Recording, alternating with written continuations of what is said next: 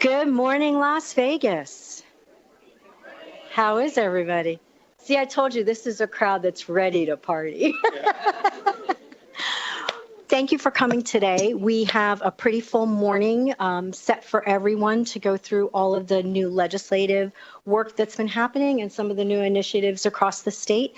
But we want to start by doing a kind of get to know you activity. So how many of you are familiar with Kagan activities? All my teachers in the room are like, oh, yay. So it's going to be a little tight and it's going to be a little chaotic and it's going to get a little loud, but we're going to do stand up, hand up, pair up. So I want you to find somebody that you don't normally interact with during the day. And right away, all of the extroverts are big smiles. They love this activity. And all the introverts are like, oh my God, I can't believe you're going to make me do this. Yes. So you're going to find somebody you don't normally interact with during the day across a different office in a different division, and you're going to tell them your name, what office you work with, what office you work in, and a little bit about yourself. Okay? So ready, stand up, hand up, pair up. Taylor. You don't I normally interact?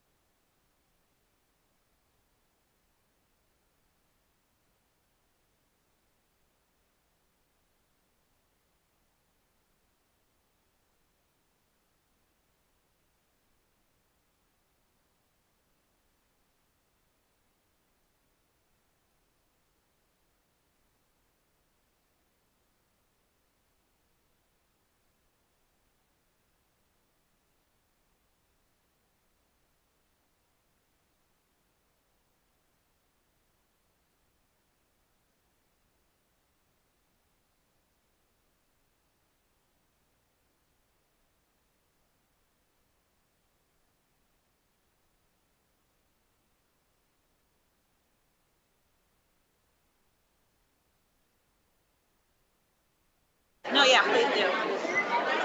Go find another partner to talk to.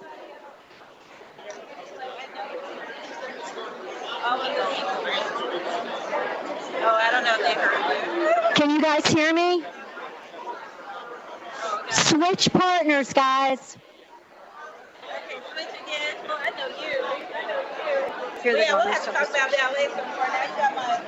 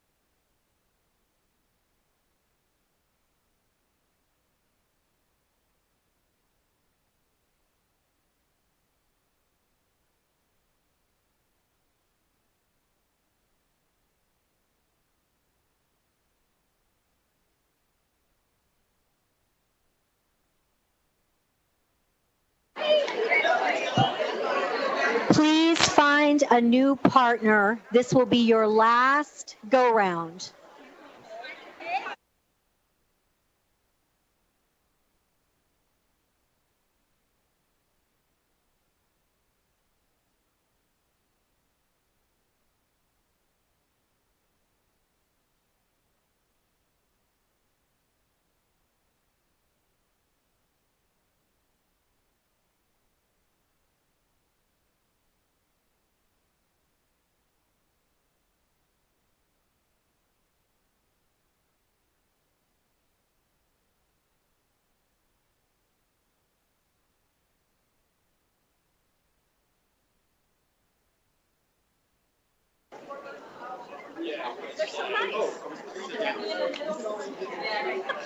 Not following directions. I'm sorry. Again.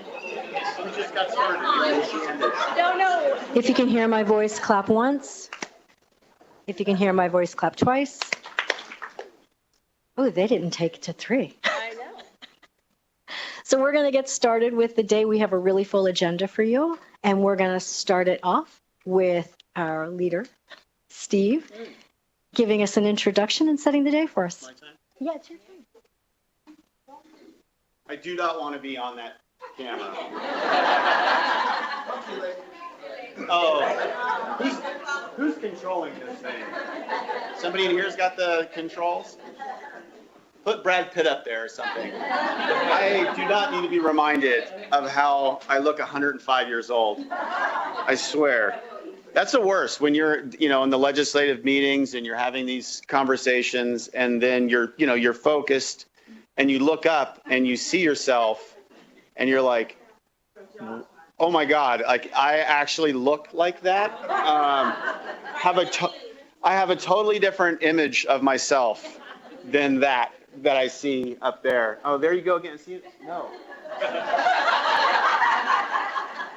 That's terrible. That's terrible. Oh my God. Okay, this is a game. All right. Camera operator. I'm not sure where you are in the central nervous system of this. Maybe it's this is probably AI. I hate AI for this reason. Because AI-powered browser, I could talk to a human and say, hey, push way out, or use AI and put because on Zoom or something, I could be like a rabbit with ears and stuff. And I'm maybe you can put that up here for me. Anyway, Steve Canavero, your interim state superintendent, and I'm going to start with an apology because I am sorry for not being here very often, pretty much ever. Came down early, met most or some of you, not all of you. I know some of you are like brand new here within just starting. So obviously didn't meet you, but I had intentions to come back. Ledge session was wild. Summer was busy, as you all can imagine.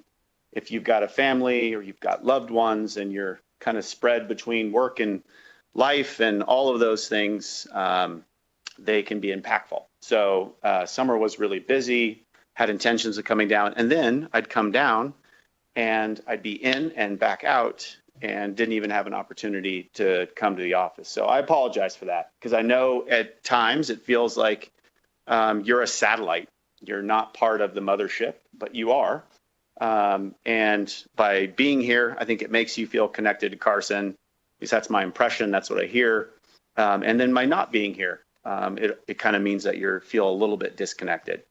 But there's not a day that does not go by that we, as a leadership team, don't recognize that we have multiple locations. And heck, even in Carson City, there's a Roop Street location that is probably a 4-minute walk, maybe less. And I think I've been there like once. So it's not an intent. It is, ultimately a decision. But at the end of the day, things just get busy, and I get my head put down, and that's just part of the landscape. So I'm sorry for that.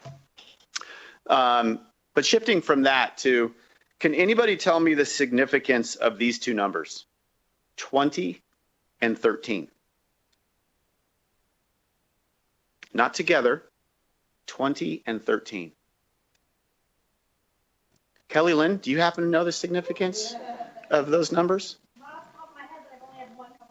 No? Okay. How about Raiders and Patriots?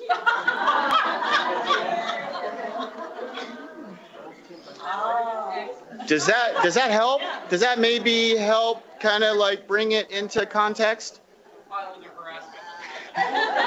Good. Good. Now you've identified yourself as a Patriot fan. Yeah, like if it's the last thing I do as your interim state superintendent, I'm going to add a question in all of our interviewing so we can screen out better, because I cannot believe that we have actual like Patriot fans. Like I didn't even know that you guys still existed outside of like Boston or like the Eastern Seaboard. Like I can't believe you made it this far. You found your way out here.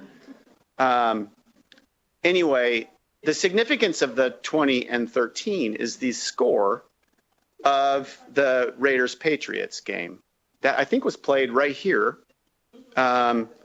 So you're not paying attention to me, and I need you to absorb this, Kelly Lynn.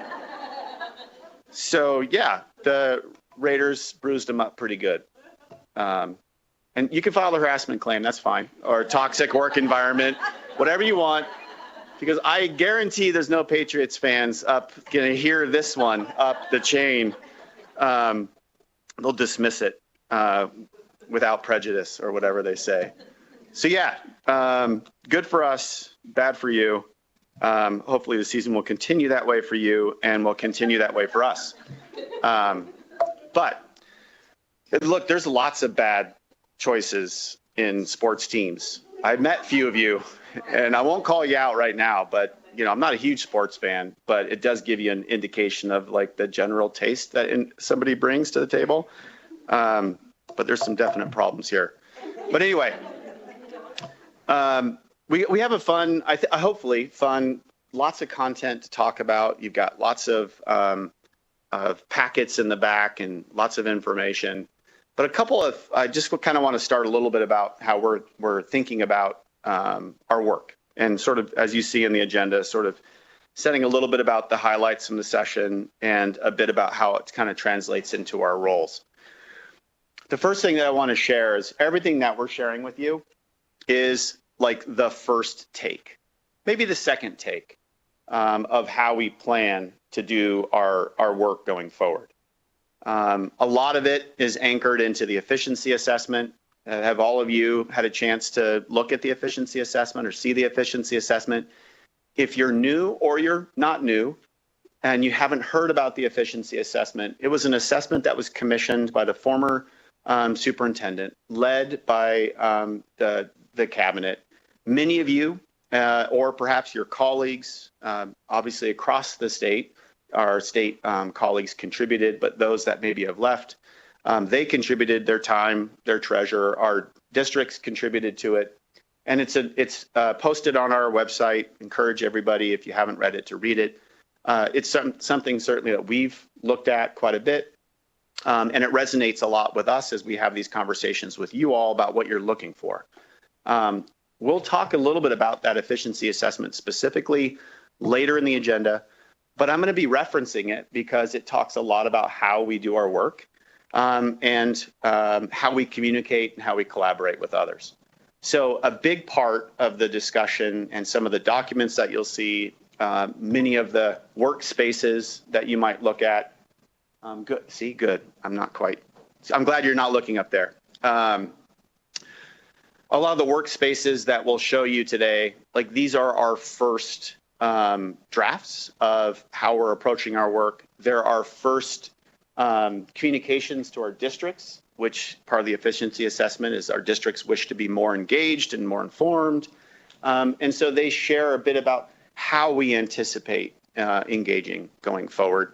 Less so like, here's the product, and a little bit more of, hey, here's sort of the process that we're going to be going through in order to arrive at the product, the guidance, the STEM literacy pilot, whatever it might be. So that's an important one to sort of like anchor in on. Like these are our first, and they're going to go through iterations over time. And that's completely fine. That's how it should work. But don't want you to suddenly read something and be like, oh, this is it. No, we'll listen, we'll go through feedback and revisions the whole time. I was pretty excited. I mean, I jumped into the legislative session in the middle of it, which was interesting to try to catch up to a literally like running to catch a train that's moving and then accelerating technically, and then just holding on for dear life along and throughout the whole session. I did have a principal responsibility, and that was the governor's bill. And again, I joined that conversation like, oh, I'll read your bill. Oh, wow, it's 400 pages. Okay. It's a very, very long bill. But my responsibility at that time was to review the bill. And then I was asked shortly after the majority leader presented her bill, hey, there's some similar, anybody who has read the governor's bill prior to its release and then listened to the majority leader's bill was like, oh, wait a minute, there's some overlap here. Very reasonable overlap. And then I was asked, hey, will you work with the majority leader's team and see if we can't negotiate one bill from both of these bills? Yeah, absolutely. And so that kind of kicked off a long-term negotiation to try to arrive at something that is now Senate Bill 460. Hopefully you can see 460. I think there's two different approaches to 460. And I think either approach you take might be informed by how long you've been watching or been observing education policy in the state. But I'll share my perspective. Maybe it's one that you hold, or perhaps it maybe rounds out a bit of your perspective as well. I look at 460 within the context of education policy across our state. And having been here for a while, and then having taken about 5 years and then come back, I can sort of connect these dots over time. And what I saw when I joined the Department of Education, and these are not my words, but this is how the Department of Education was described in the early mid 2008, 9, 10, 11, it was a glorified filing cabinet. I mean, that's how the districts viewed the Department of Education. Not really in a position to lead the state. I think I shared in some of my early meetings with you all, I was like, I'm going to, when I came out of my PhD program at UNR, I was like, oh, I'm going to go join the state. And like, this is the pinnacle. This is where the work gets done. The leadership gets done. In about a month, I thought, oh man, I made the worst decision ever. This isn't like the spot where the leadership and the state's work actually gets done. I could understand how it could be viewed as a glorified file cabinet. Hey, do these things and then give it back to us. And then here's your funding, go on your way. Well, that was marked by a pretty significant transition, I think, in the governance structure of the state around education. So when Sandoval came into office, the legislature had already been in discussion about how might we govern education a bit better, more efficiently, and leverage the state as a leader for the districts across the Silver State.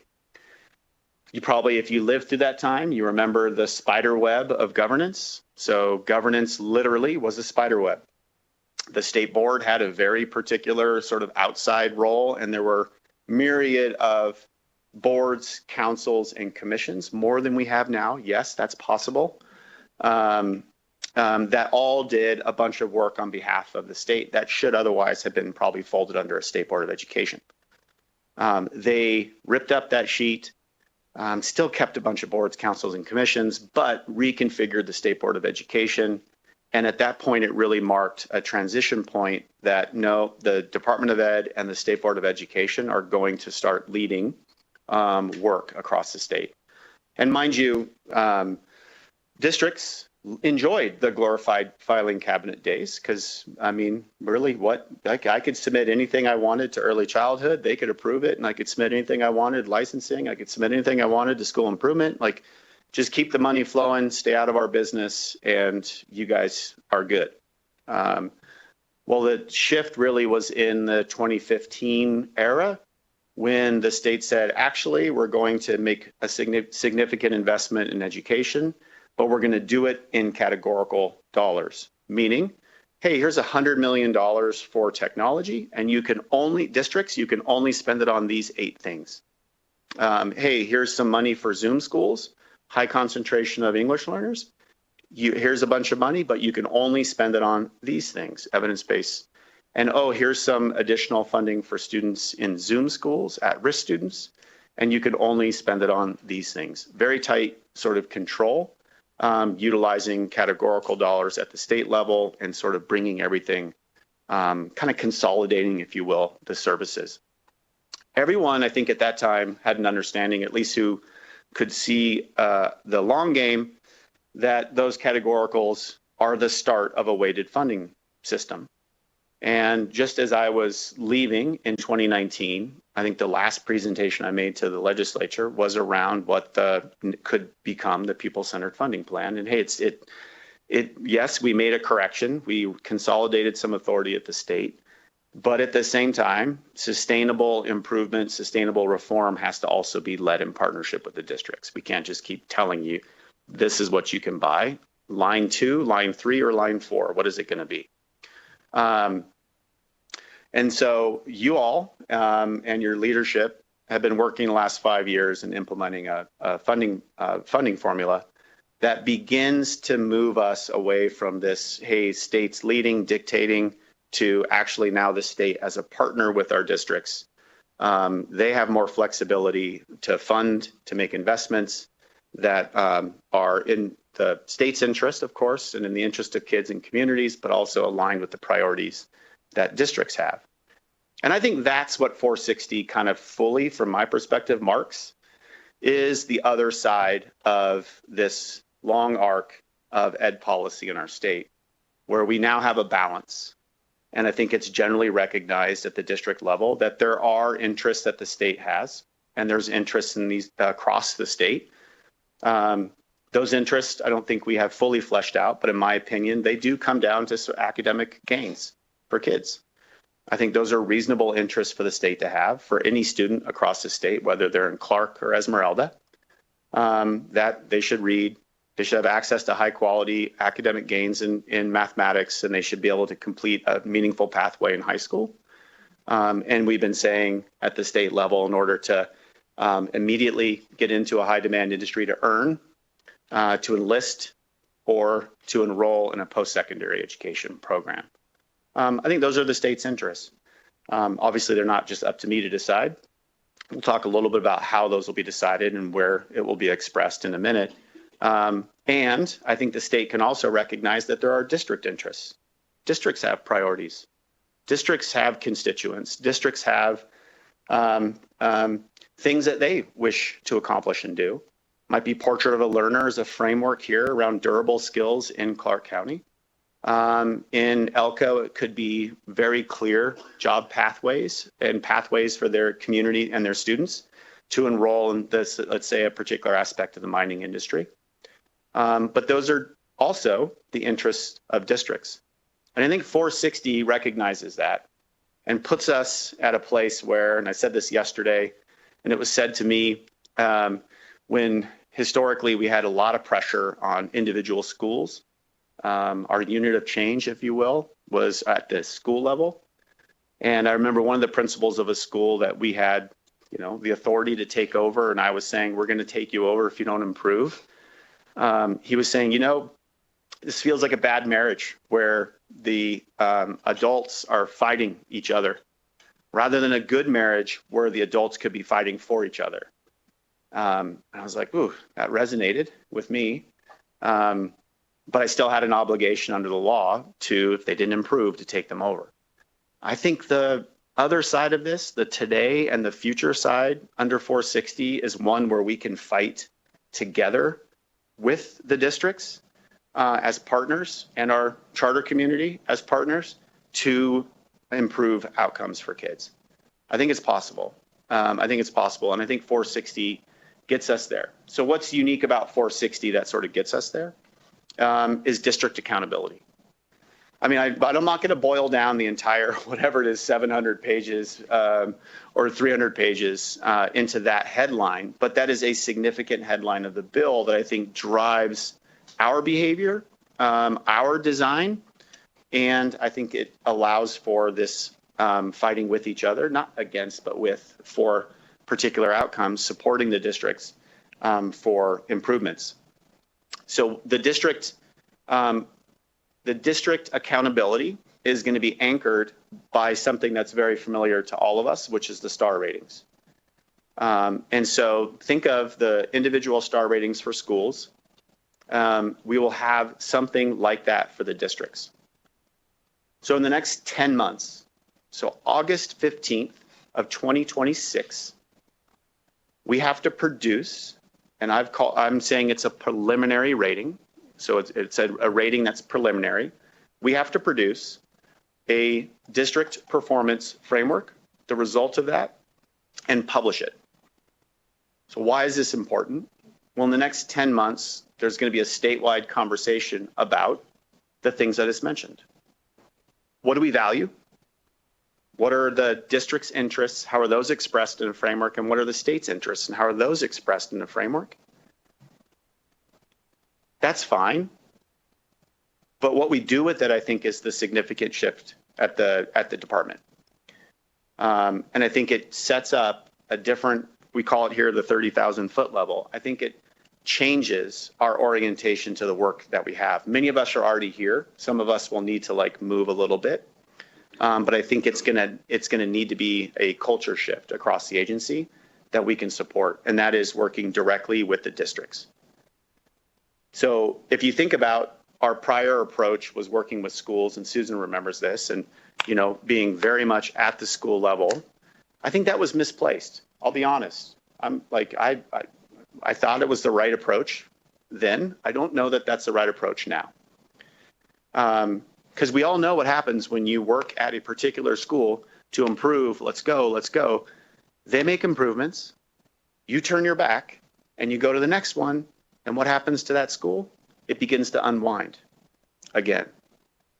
More sustainable is if we're working at the district level and saying, hey, let's work together to improve of this elementary school or this middle school. Tell us more about your resource allocation. How are you allocating your staff there? Who's the principal at the school? How can we provide additional supports? What are you finding out about the school? What do you know about, here's what we see from the data from our perspective. That's sustainable change that can scale across the district, while also recognizing that they and their boards of trustees are leading that particular school. And that particular, let's say, section of Las Vegas or community or in Esmeralda. So it's going to be a bit of a shift. I use this metaphor, analogy, simile, I don't know, yesterday. I was a science guy. I wrote to put you asleep, not to keep you entertained. But there's this a great thought piece. It's just a brief article that was written around 2015, just when the transition from No Child Left Behind was moving to Every Student Succeeds Act. And I think we're kind of in a similar time, aren't we, right now, where it's like, hey, the education department is going to disappear and it's returning education to the states.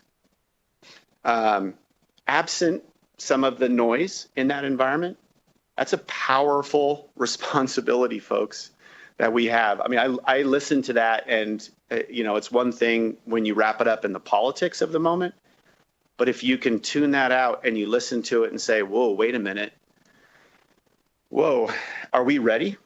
Are we ready? Are we ready to make decisions about block grants, an entire block grant of federal funding outside of Title I?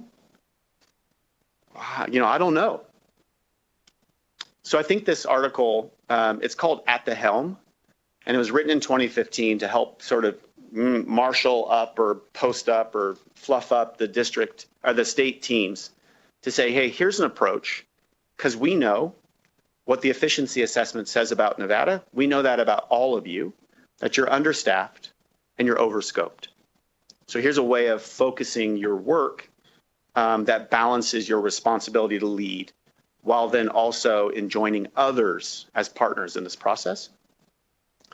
And the metaphor I'll go with, or analogy, somebody needs to tell me which one is right, is that we have to take ourselves off the oar and put ourselves at the rudder.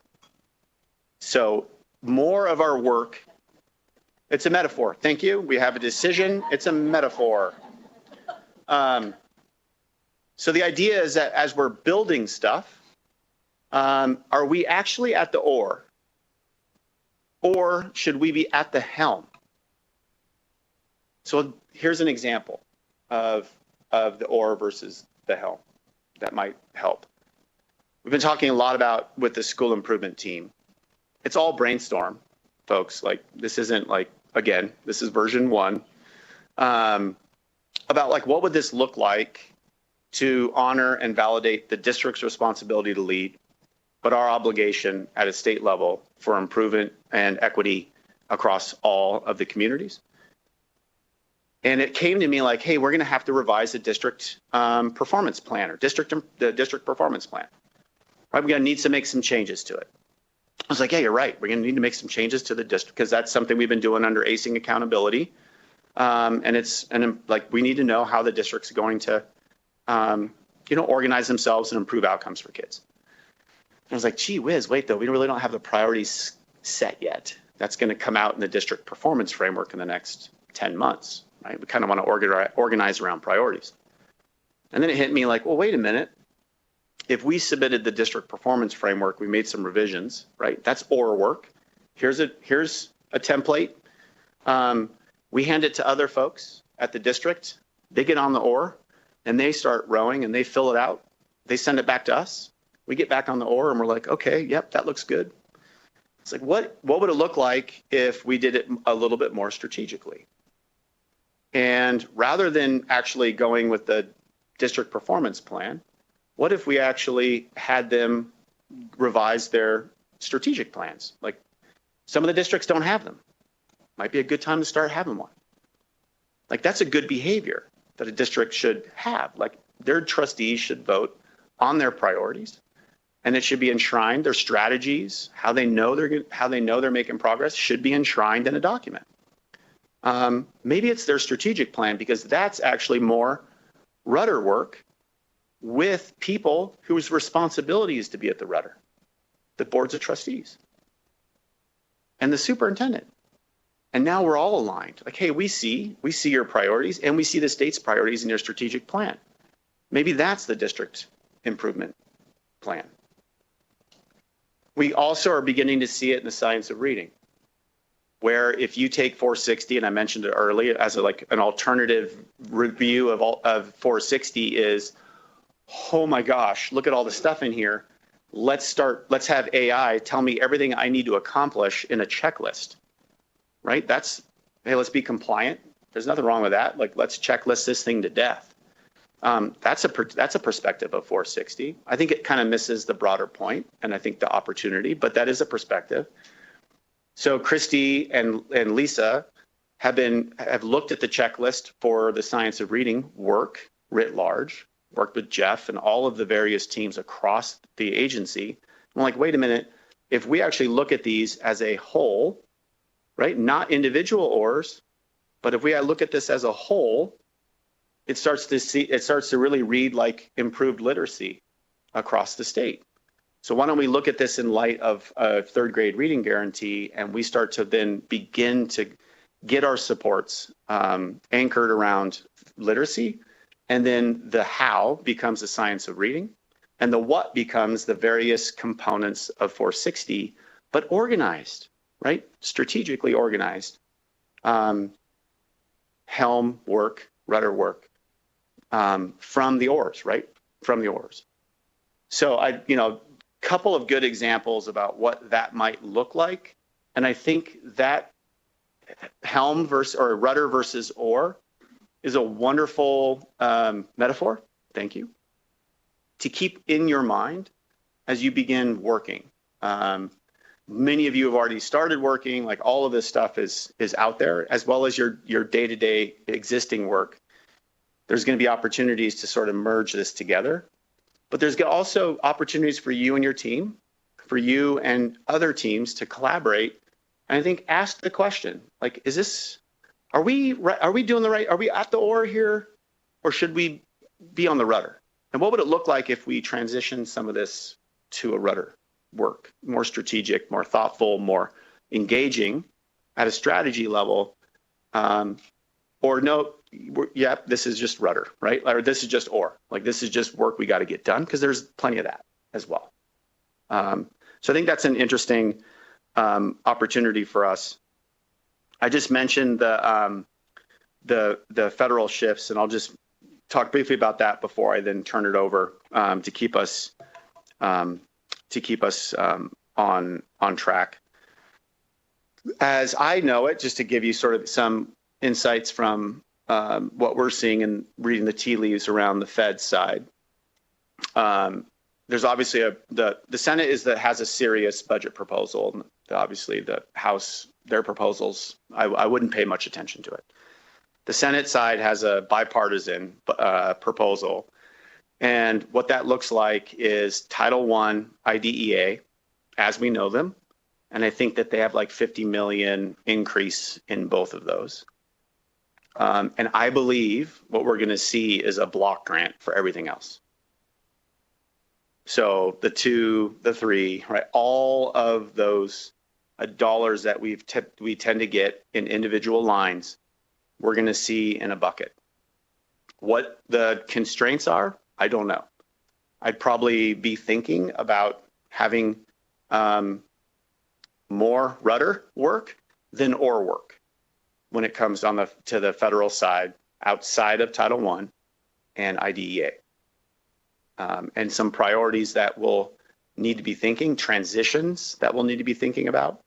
Because obviously if now the state can have a larger set aside to direct those priorities for the state. I think that's coming, right? Returning education to the state. State chiefs have been asking for additional to put their fingerprints on and direct the federal dollars. I think we're going to see that opportunity in the block grant.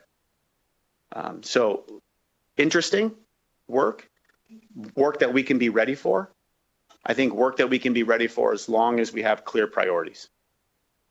And I keep coming back to the conversation that's going to take place in the next 10 months as a place where I think those priorities will start to get clear. And that is in the development of the district performance framework, which I think should animate, could be the destination, if you will, and help us around strategy development, help us around aligned strategies, and help us direct whatever ship it is that we're sailing individually as our teams. So before I turn it over, I kind of gave you the rudder and the oar. I'm also going to give you 2 more words to keep in mind that I think are going to have to animate us as a department: collaboration and communication.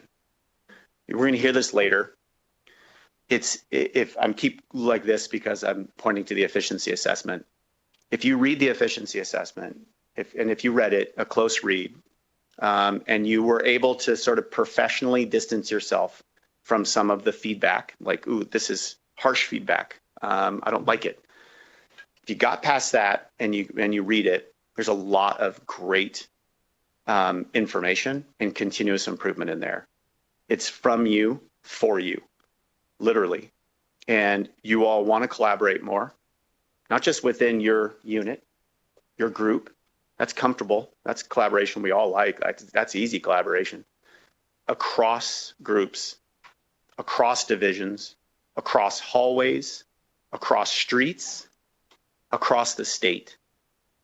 We have to get better at collaborating with each other. And whatever's keeping that from happening, I'll say this later, I'm going to say it now. I'll talk to you about a reorganization, some different places that we're going to be doing some work at the agency that I think helps.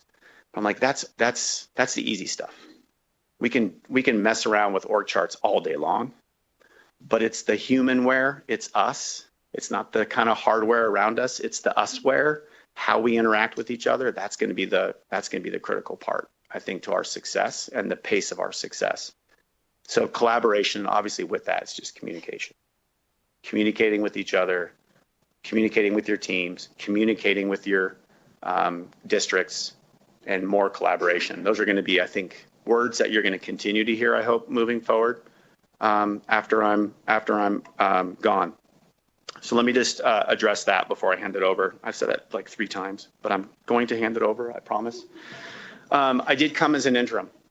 It was very clear when I came here because 2 things really had me sort of change what I was doing and join back at the department. One was the people. I care a lot about the people that I worked with. I care a lot about you, especially those that I worked with and those that I haven't worked with. I care a lot about this place, a lot.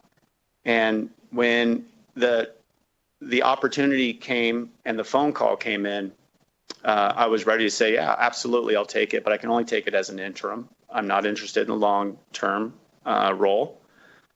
I was animated also by hearing the governor in his interviews. I was like, this man is earnest about making change and wanting the best for kids. He clearly has a strategy and he wants kids to have opportunities to go to any school. He's a choice proponent. I don't disagree with him on that. And lots of stuff in 460 around intra-district choice, making sure kids have options that aren't just limited to their socioeconomic status. Like, I'm behind that 100%. But I could tell he was earnest in it. And I can say just now after watching him, but then getting to know him in the last few months, like he's deeply earnest about improvements across the state for kids. He doesn't care so much about how you get there. He just wants to make sure that we get there. But I came back. He was agreeable to the interim status. You now have 3 candidates that have been transmitted from the state board's interviews. You have 3 candidates that were transmitted to the governor's office this last weekend that the governor will then review. I don't know how long it will take. It could take a day. If he's like, oh, the state board said this person's fine. Yeah, I'll just take them in terms of the rank order of candidates, or he may choose to interview them all. My experience was being interviewed by the governor prior to when I became superintendent, but that may be different. I am, after doing this for a while, I can't see not still being engaged. I care too much about the people, too much about the place. I did lots of the last 5 years traveling around, working with other state superintendents and other state places. Folks, like in many ways, we're better off than many out there. And there's still plenty to learn from folks out there. But I want to go deep with the people I care for, in a place that I care about, and that's Nevada. And so I've got a couple of proposals out there to see if I can stick around a bit and support you all, support the state's work. So pay attention or don't, but maybe, yeah. But maybe that will. I think it will. I think it will happen, and I'll be able to continue to help the state. Okay, I went on and on and on and on. Forced clapping. I don't like forced clapping. Like the headshot. I don't like the forced clapping. Okay, I'm going to turn it over. I think we're right on time. You guys doing okay? Did that make sense? Okay. All right. I saw a few head nods. I saw a few people like this. That's not the head nod I was looking for. I kind of wanted this, not this, but that's okay. All right, you guys are up. All right, good morning. So happy to be here with you guys today. I think you heard that, Carson City may be the heart of NDE, but I truly believe you guys are the soul. And I say that for several reasons. One is you all get to be blessed and work with one of the, I think, amazing student populations in the nation. Not only is it beautifully diverse, but it is incredibly hardworking. That your students here help run this service industry, help run Las Vegas. I'm just so proud to walk alongside of you all. So really happy to be here, and just wanted to start out by saying is that every single one of you belongs in this room. You guys helped, and you continue to help make the policies that make a difference on kids. And one of those policies was a little strange little policy that had like the kitchen sink, SB 80, 81, oh God, 81, sorry. I look back, Jeff is gonna help me here. Jeff, be ready to leap up because it's coming. SB 81. So what this was the work of you all. One of the themes that we've heard this legislative session and that you hear in the report that Dr. Canavero, Steve was just talking about, is efficiency. And so we asked you all to kind of dig deep and say, what are those, if only we could change this law, if only we didn't have this report, if only we didn't have this NAC. And so there's a lot of that. So you guys did that. And so it resulted in some changes. And I'm going to go through those changes really quickly. The first one is really super proud of this change. And I'm so sorry she can't be here. But it was the continuation of Kat Collins' work, your beautiful wife.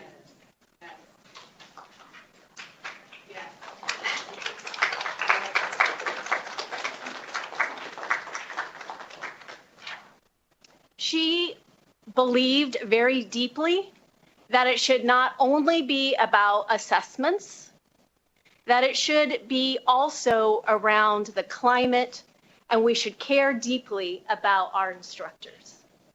So she was on a journey for, I don't know, a decade to really help the schools and the districts come up with a way of how to measure that.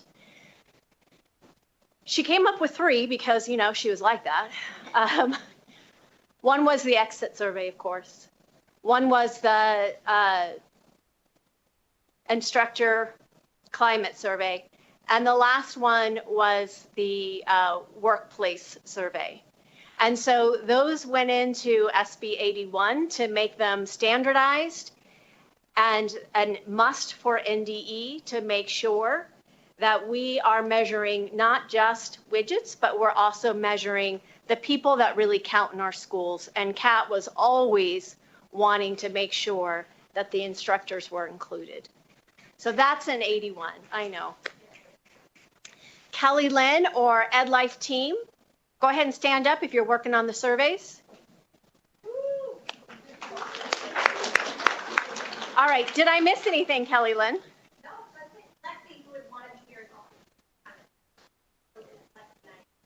Yep.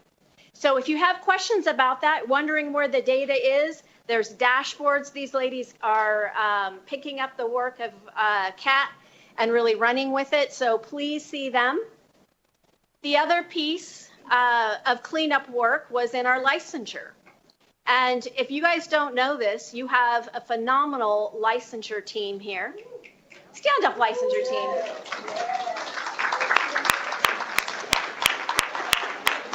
Come on.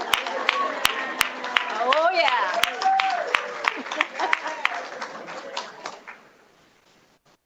So this licensure team, led by our fearless leader over here, Jeff, really ensured there was multiple pathways to get instructors in front of students, especially here in Clark County.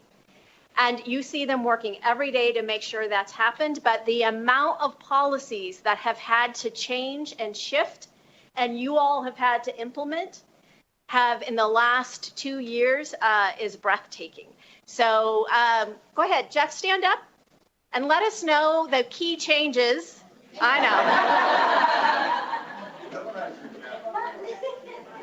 He knew this was coming. Jeff, let us just really quickly tell us about the key changes in 81. In your, yep. Well, two that I can think of off the top of my head, that seems like 2 years ago when we were drafting this. It was, yeah. 2 years ago when Yeah. we were drafting this. One is we have an 8-year-old pathway for school administrators. That isn't really practical because that person's already a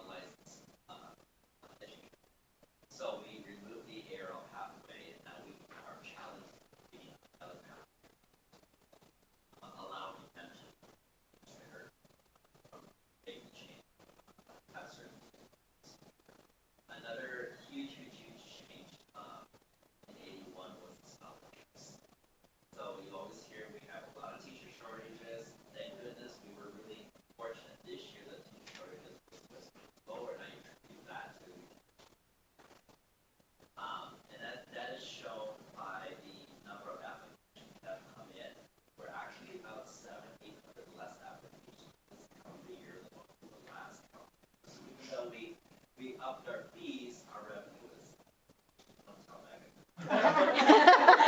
She knows, Jeff. She knows. So, so what we did in SB 81 is we changed the scholarship. So it's going to be a phased approach.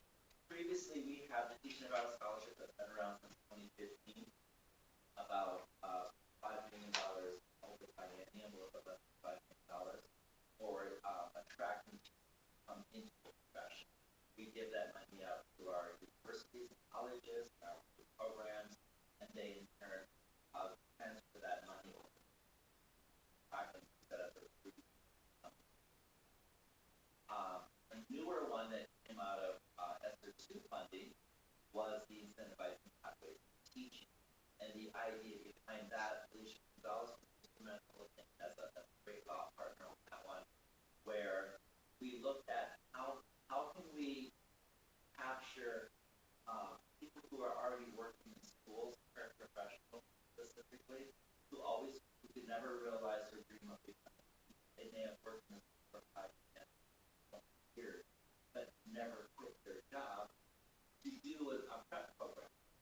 So we created a whole bunch of different things. Like one of those was Debrief 2 from the previous session, which allowed them to student teach while they kept their job, with the incentivizing practice teaching grant, that's ESSER funding, to supplement and give them stipends and tuition assistance so they could make that transition. So that was really exciting. And then I believe the session before this one, the ESSER funding ran out, so the state legislative body and the governor said, hey, this is important, we need to continue general funding. So we have one bucket here, one bucket here. We had another bucket in last session called the Nevada Advancement Scholarship. That was more focused on retention, so those teachers who had their bachelor's degree but wanted to get their master's degree in education or related fields, like teach schools, college, counseling, social work, they could transition into that pathway as well. You get all those important support people in our schools where they're most important. So having those 3 buckets, as Scott can tell you, can be very complicated to keep track all of that. What's going to come out starting in 2027 is putting all of those scholarships into one bucket with allowable uses to be used in things. So I think that's a really good thing that out of this. I believe that was in 460, part of the 81, and so working together, I think it's going to, it's not just going to be successful, but it's going to keep this in front of our future. So our customers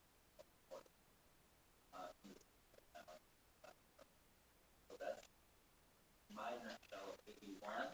Perfect. And I know there's a lot more in 81 than just what I just said. Yep.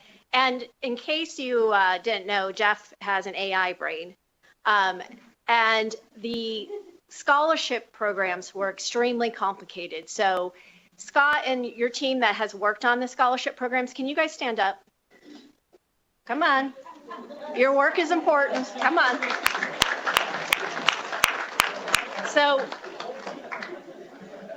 So hopefully those changes make your life a little bit easier. But I did want, and then also, of course, Scott had to work with the fiscal team in Carson City, and it was a big lift. So really excited to see, hopefully that makes it simpler. Yes, ma'am. Do we have a time frame on that ARL for implementation? On a good day, we can make regulations in about 6 to 8 months. Thank you. And I'm going to talk one more last piece about 81 and then turn it over to Megan, who's going to quickly go over the fiscal pieces and that. But very quickly, in 81, at the last moment, the hospitals get to bill the Department of Education for educational services that used to be on the districts, and that was returned to us. Wanted to let you know who's working on that. And Candace and Monica, stand up. So If you guys get questions on this, please funnel those questions. It's a very complicated program. We have to get 3 jurisdictions to work together. And then one child who is probably going through some of the worst times of his or her life. And so we're trying to simplify that. So please, if you have questions about it, or if you have constituents that have questions, kind of funnel that to Candace. She'll be working with the hospitals and then also the different departments like the special education. She'll be working with OSSS and several others that they'll need to be involved in that. And there's also the fiscal part, which I'm going to turn over to Megan. Good morning. Most of you may not recognize me because I generally work in the Carson City office. The majority of my team is there, Student Investment Division. I do have our illustrious audit team as well who assists with our people-centered funding plan, payments to the school districts and charter schools. Some of the other components in SB 81, some of you may remember working with Felicia Gonzalez, working with the Commission on School Funding to identify the over 200 reports that school districts have that are submitted to us. And then we made recommendations as an agency with support of our counterparts to make recommendations to reduce or remove some of these. This includes something known as the MER, Minimum Expenditure Recommendation. This is a per pupil amount that school districts and charter schools are intended to spend as a minimum, acquiring textbooks and materials for their students.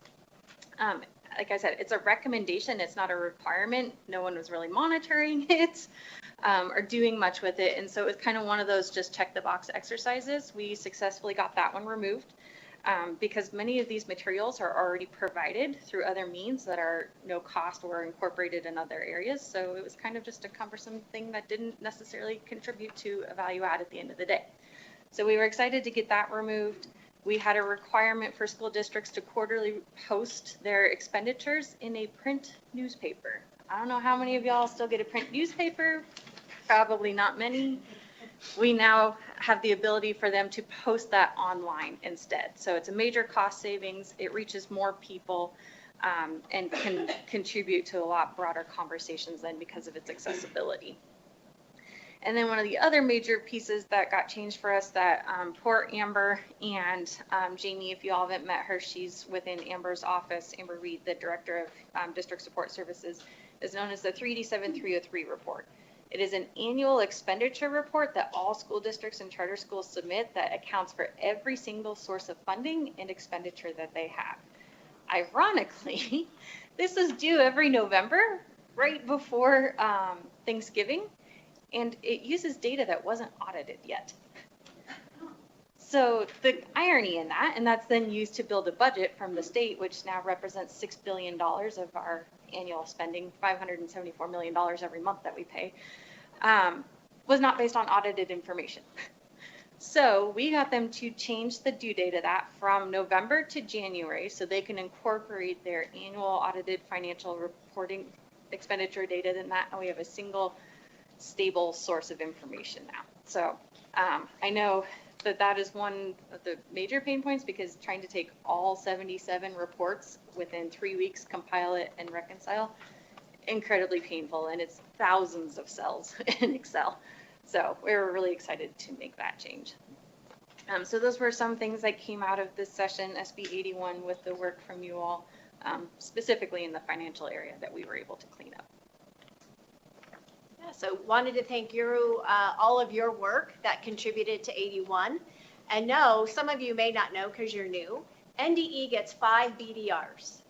So we have opportunities to improve. So as you're going through your work, I need all of you to start really noting down if you have some wish lists, like especially getting rid of stuff. There's just so much educational stuff on the books. So if you are seeing things that maybe, you know, nobody reads this report, but you're doing it anyways, please let us know and we can continue to ratchet up that efficiency because we can't do it all in one session. So that would be great. Especially if it overlaps with someone else's data and we're already collecting it. Please, yes, help us twice. we will only become efficient if you all lean in with us. Because again, the scope and body of work that this agency does and the amount of people we have is pretty big and pretty small. So, we're going to need all of your great brains. Also, one of the things that 81 did, to kind of piggyback off what Christy just said, is 81 also reduced some of the numbers of reports that are required to, everybody here is going, yes. Yeah, you got it, right? We have, for those of you that don't know, we issued to the districts a reminder, a gentle reminder of all of the reports that are due to the state. It was 4 pages long, single spaced. Yes. So many of those, it's what a report a day just about for districts to do. So those of you that have been in district positions that have been responsible for those reports know that you would have spent a lot of your time generating those reports. So as we're looking at efficiency within the work we do, keep in mind that our efficiency also directly impacts the districts in letting them be a little more efficient and not duplicative in some of the things that they have to send to the state. Glorified filing cabinet. Yes, The superintendent. exactly. Exactly. So let's move to digital files and fewer of them. All right, we have a few more bills. Do you want to jump in on some of them, Lisa? And Sure, then I'll... so let's look at, some of you probably know the bills even more intimately than I do because you're absolutely in them and digging, right? So I want to talk about, what was it? Is it 535 or 533? Let me grab this for you. Thank you. That has some differences, 533.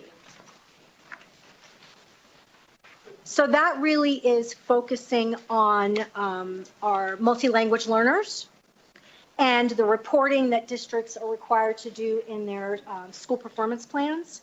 So now if schools have a population of more than 10%, the school performance plan needs to have specific strategies that are linked to improving the performance of multi-language learners. So it is, if you're looking at your great big book of everything, right? It's peppered within there. So you want to make sure that you're looking through this document, but we're going to give you another resource as well to look at so that you'll be able to see what the, thank you. You'll be able to look at,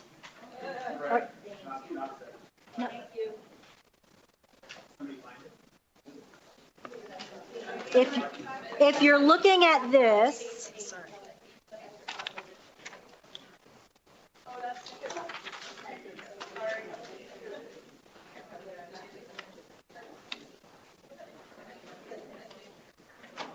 If you're looking at the great big book of everything, it is on page 6. Yeah, 533 is on page 6 of 6 on this one.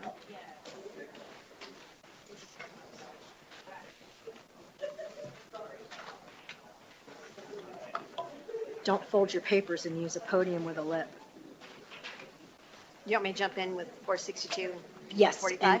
and that one is the last 4 pages of that huge document. All right, then the next, oh, yes, ma'am. Go ahead.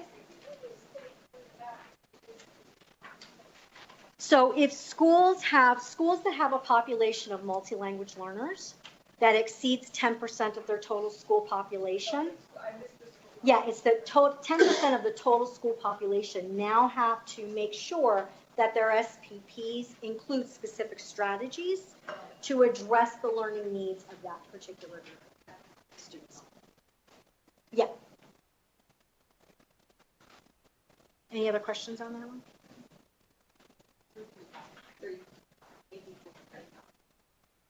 And we're going to give you a resource, a smart sheet that you will all have access to that lists out the bills and what they are. So just so that you're aware, there were 60? I think there were 60 bills that came out of session that directly impact the work of the department. So when Steve was saying this is our first or second pass through all of the bills, what we found is that some of the bills, some of the initiatives, there were like 4 different bills that addressed them, and they contradicted each other. So we really need to look at what LCB comes back with that language, and if we have an opportunity to be able to say to LCB, hey, this is what we think the intent meant, and this is the way that we feel it would be implemented best. What do you think in your right? So we want to make sure that we have our facts straight. You have the statute with the bill language, which is the law. And then you have NRS, which is the revised statute. So it's putting the language of the bills into existing statutes or building new statutes. And that takes a little bit of time. So there are 60 of them that LCB will be going through, and 60 of them that we're really still going through deeply, like 3rd and 4th deep reads of these bills to determine how best to work with those bills. And Steve will give you another metaphor when he comes back up and how we're working on that. It's the king of metaphors right now. Good. All right. Any other questions on? Okay, we'll move on to another bill that I thought you guys might be interested in. It is AB 462 and SB 45. Both really talk about that career pathway and strengthen that. So SB 45 came right from our Corelio team. Corelio team, will you stand? I know There are more of you Come here. on. Come on. Stand up, stand up. All right, so what the Corelio team did for 45 was to change NRS to really enable their move from 3-year curriculums to 2-year. We did this so that students could go deep, and also so if they wanted to really get into CTE, but they didn't decide what they wanted to do until they were juniors, they had that opportunity to do so. So it was kind of cleaning it up. It was feedback that the Corelio team got back from their districts, and so they wanted to make that change, and they did, so great job. AB 462, very interesting bill. If you pick it up, it's about 65 pages. The first, 50 pages is about a port authority. Now, I'm not sure how port authority shows up in Nevada, but here it was. So if you're really, as I was, interested, what does this mean that we now have a port? I don't know. So that's the first 50 pages, but tucked in the last piece, about 15 pages, is really talks about CTE. What they did is they took the recommendations coming out of the group that Lisa is now running. Help me remember the proper name. Student Achievement Division? No, the innovation. Oh, the Commission on Innovation Thank you. and Excellence in Education. So they had some recommendations on the workforce pathways. So this part of the bill does 3 things. One, it makes, yes, another commission that Corelio gets to run, along with Dieter, though, by the way. So I think it's going to be a great teamwork. And it is a commission on workforce pathways. And so what it really is going to do is look at the new pathways that our students are going to have available and create those. So let me give you a quick example. One of them that we are creating right now is around mental health. We know that our students are incredibly interested in mental health. So looking at community health workers, they're able to get that certificate right in while they're in high school. They could graduate and get a job with that certificate. And we built out, and UNLV is helping us build out a pathway. So if they wanted to become school psychs, school social workers, school counselors, that there are next steps in there. So that's an example of a pathway from high school all the way into a licensure if that's what the child wants to do, or they can stick at the community health worker. Community health workers are billable by Medicaid, and also really looking at trying to get them as our paraprofessionals, because in special education, the paraprofessionals could now bill Medicaid if they hold that license. So that's just an example.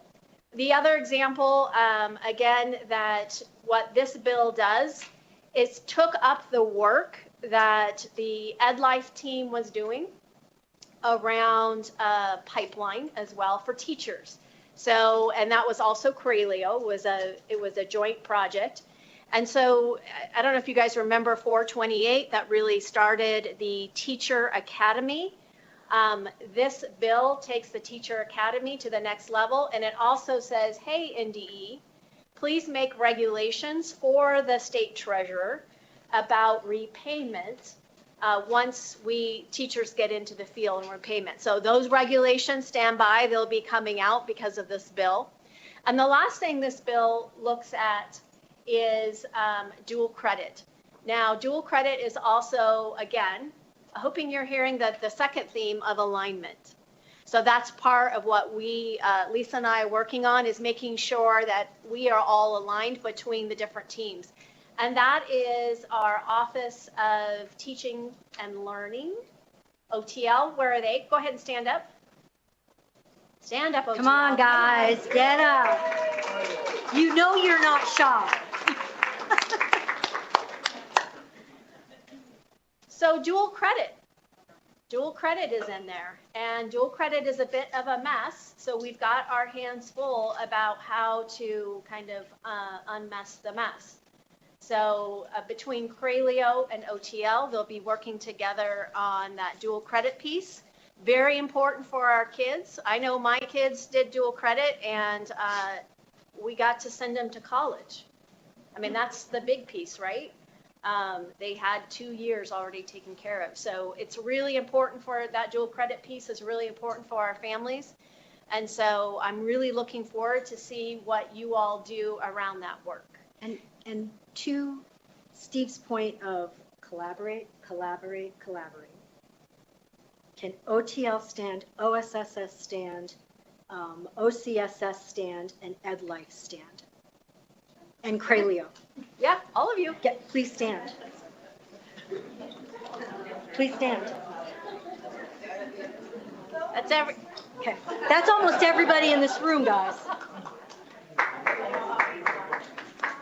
What I want you to do is look around, because I will say to my team, when you bring me a project, what's the first thing I say to you?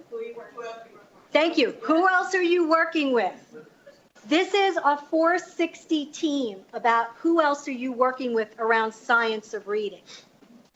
So many of you have been contributing to either the coursework that teachers have to go through, or you've been coordinating on the pilot program, the STEM K-3 literacy pilot program, right? This is an example of that cross-office, cross-division collaboration that we need to see happening.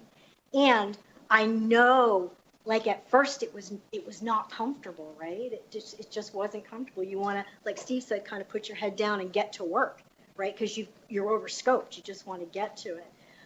But the work that you have all done in creating the frameworks that these courses and these pilot programs are going to sit on top of is exemplary work. And I just want to thank you all for stepping outside your comfort zone and getting on my bus and drinking my Kool-Aid and coming down the street with me. So thank you. One more bill I wanted to highlight because the work's going on right now. And I need to phone a friend. Jeremy. Thank you. The bill that you guys are putting the product together for the bullying. 48. So thank you, Jeremy. O'Surley, I always have a special place in my heart for O'Surley. O'Surley is one of those quiet teams. It's like I always say, they're the HVAC unit, right? When everything is working well, nobody really thinks about school safety, school mental health. You know, we really want to be thinking about reading and writing and all those things. But when it doesn't work, boy, people start screaming. So really quickly, does somebody from O'Surley just want to tell us a little bit about that bullying work? Right. So with the bullying 8048 right now, if someone makes them use it on buzzer, hey, we got a bullying report, or we want to my child's been bullied, under the current rule or previous rules, all schools had to drop what they're doing, investigating, had a timeline that they had to follow, and they had to investigate bullying by following, reaching out to parents, pulling kids out of classrooms, taking them out of their learning time, and trying to do an investigation, which would turn out to be, hey, they just said they didn't like the kids' shoes, or they didn't like the football team, because going back to the Patriots, they would come up to bullying, and then they would have to investigate. So now with the new bill, AB 48, we're trying to make it streamlined, or make it more streamlined, so that they don't have to start the investigative process based on bullying. Great. Well, you know what? You can try that out on Steve. All right. O'Surley team, stand up real quick.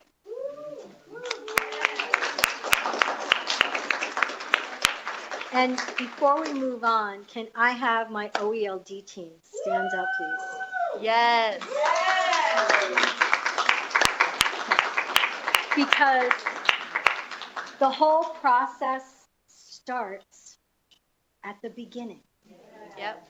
And we get to Right. talk about you guys soon. Yes, we're excited, right? We have, as Steve was saying, we want kids to be able to enroll, earn list, right? E squared, if you will. And kids begin that journey not at kindergarten.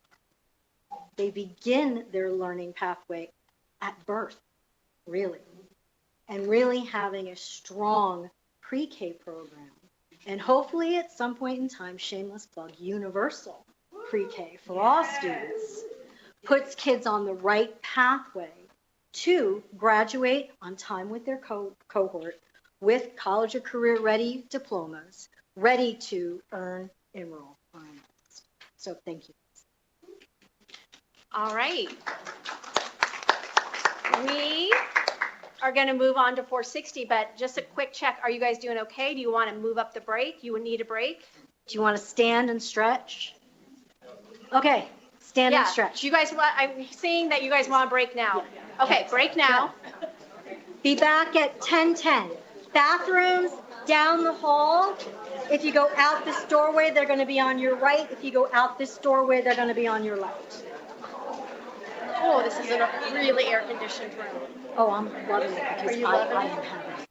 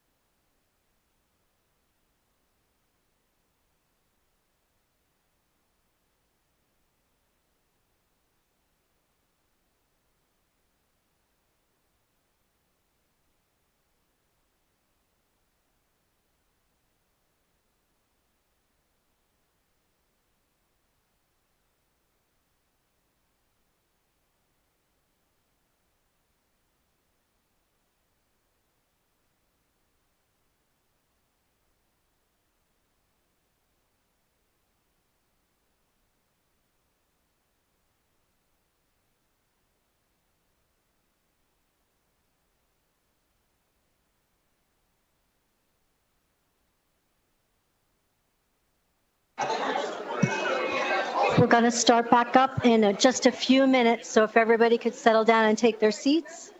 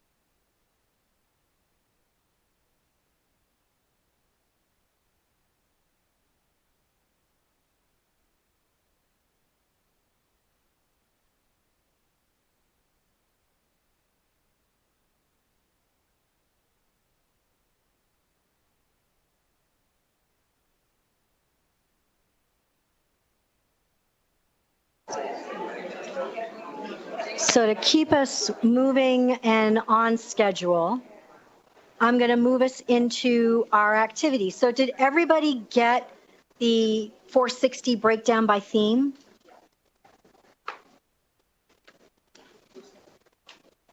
It's this document here. The one pager front and back.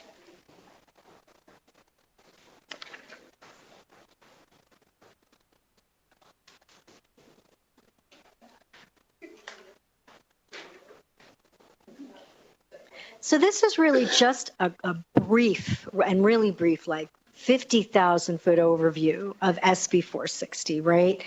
And it really is just breaking it down by some of the major themes that are within that bill. So if you haven't had a chance to kind of look at just the thematic breakdown, and it is not inclusive,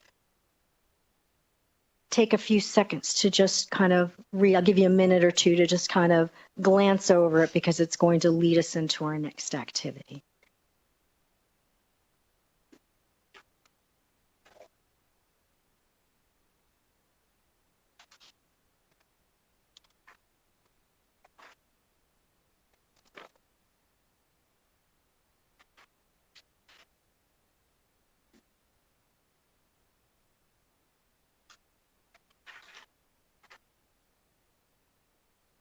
And when you're done glancing at it, just look at me so I know that we've got at least 80% of you through it.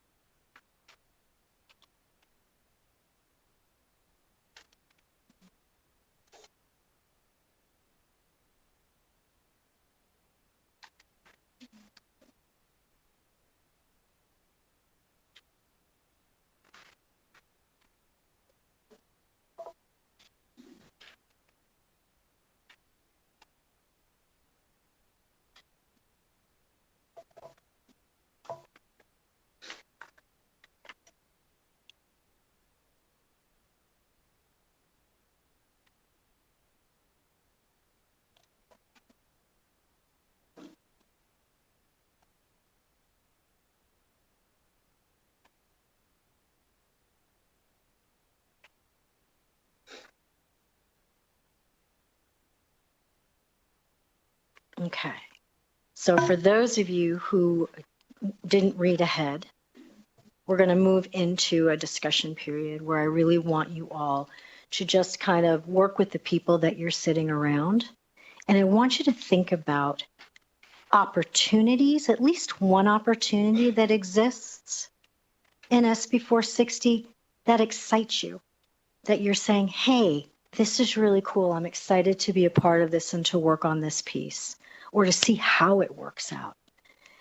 And then at least one challenge that really has you going, my spidey sense is tingling. I'm a little concerned about this one, not sure how we're going to pull it off. And then we're going to share out as a group so we can hear each other's concerns. And I kind of want to capture some of them so that we know as a leadership team things that are giving you pause for thought, as well as the things that you're like, yeah, I'm really excited about this. This is going to be great because of X. Okay. So if you'll take I'm going to give you about 10 minutes to kind of have that discussion so that we can get to some share out as well. Okay? Any questions about what we need to do? Okie doke. Let the noise begin.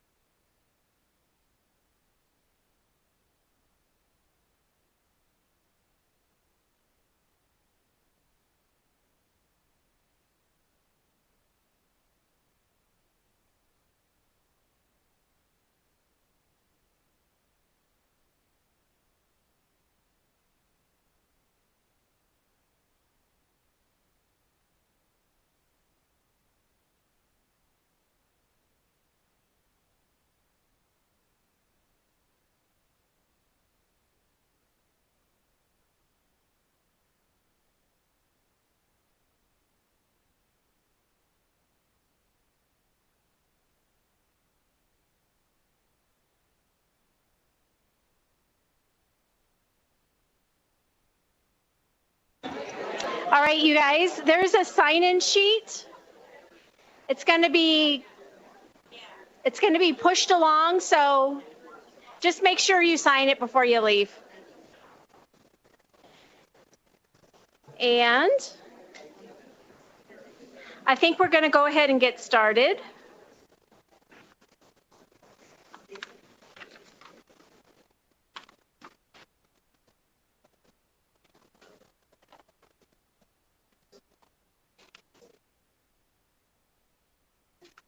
Lisa, you want to start off 460? Oh, they were, that's what they were talking about. Oh. So they were sharing, so I'm sorry. that's okay. That's okay, because that was 10 minutes. Okay. So I gave them 10 minutes to chat, and then they're going to share out their thing that they're excited about. Yeah. And the thing that concerns them most. Okay. And I'm going to jot down some notes so that we know what we need. All right.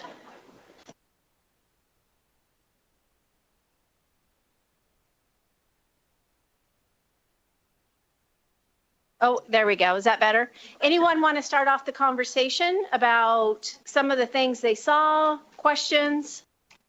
All right, let's go with you in the green. What's your Stephen? All right, Stephen. So I shared the literacy section. Literacy is kind of the foundation of creative and critical thought. I think that's what we want them to have at graduation. College, career. We didn't have all those skills, right? So I really am happy about that part. It's not literacy. I was a former math teacher, but there's a lot of literacy in math now. Like, I feel like I went back to I was still on math, and I was really good at math.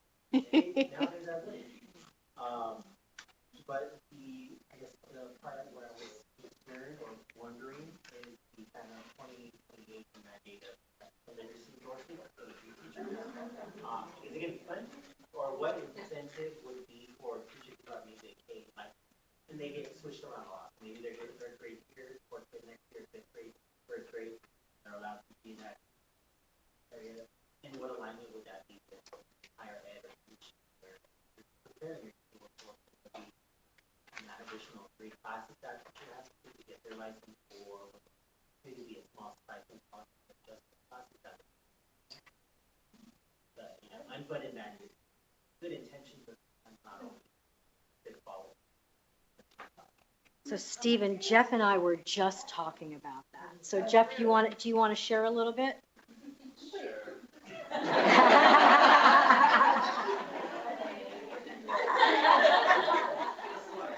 Yeah.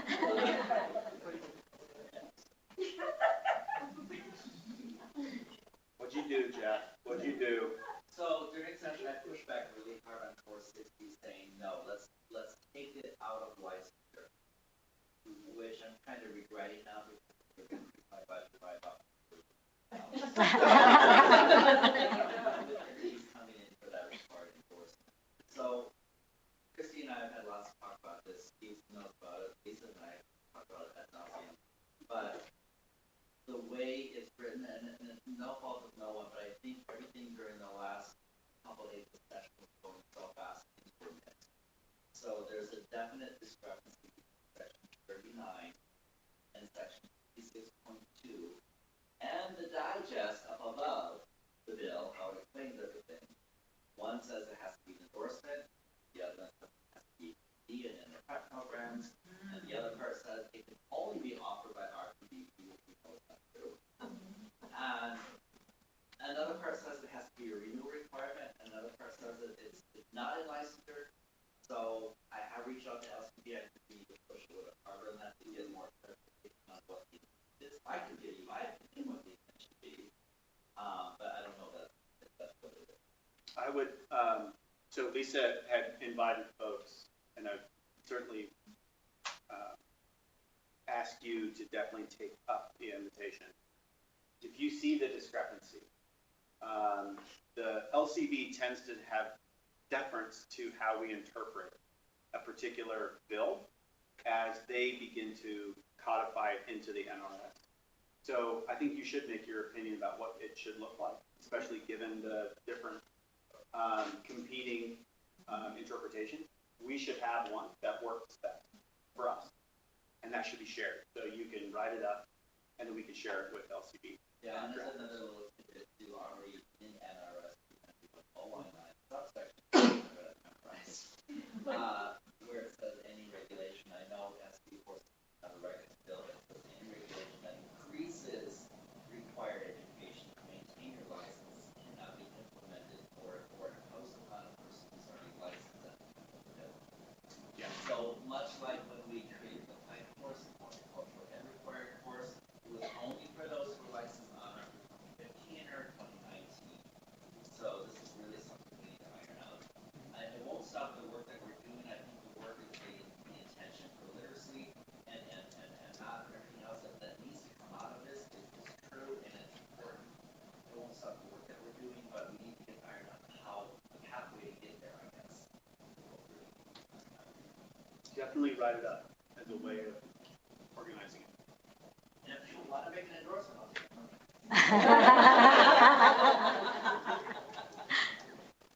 So someone else, a thing that makes you excited about 460? Go ahead, Susan. So we were all having a discussion. We're really excited about the Education Service Center because we see it as a partnership for school improvement. We see it as a partnership with the district and with the schools. And if we're looking at being the rudder, this is a really good opportunity to do that and help the districts help their schools. So I think the possibilities of that Education Service Center are just infinite. And so we were excited about that. With that, though, we are wondering how the schools will be identified because we have federal, low-performing designations that we have to do that are coming out September 15th. And so we realize something will have to change. Will we be identifying federal students first, and then whoever's left, that's identifying state, or vice versa? How are we going to identify I think we're now calling them focus and priority schools on the state level. And then with the district, I think Elisa, you had mentioned a district as large as Clark County, where 20% of their schools could always be lower performing. Is that district ever going to be a 5-star? And probably not. Kind of like what we do now with our alternative schools or specialty schools. They're never going to be above a 1-star, some of them, because of the students that they enroll. And so those were our concerns. How can we still lift up these areas and see success while partnering with them and really making sure we talk with all of our stakeholders to make sure that we're getting everybody's ideas down. So, I mean, there's a lot of excitement, but a lot of concern with the designations. Come on in. Come Yeah, on. come on in. Everybody say hi to Alberto. Put the cat drug in. So Alberto, Right on time. yes. You have an hour. Yes. Come on. So for those of you that don't know, Alberto used to work with us at the department, and he left us for the dark side of it. So we have friends over at LCB, and Alberto has been wonderful in working with us in his new role as well. But we miss you. We do. Remember the little people. Remember where you got your start.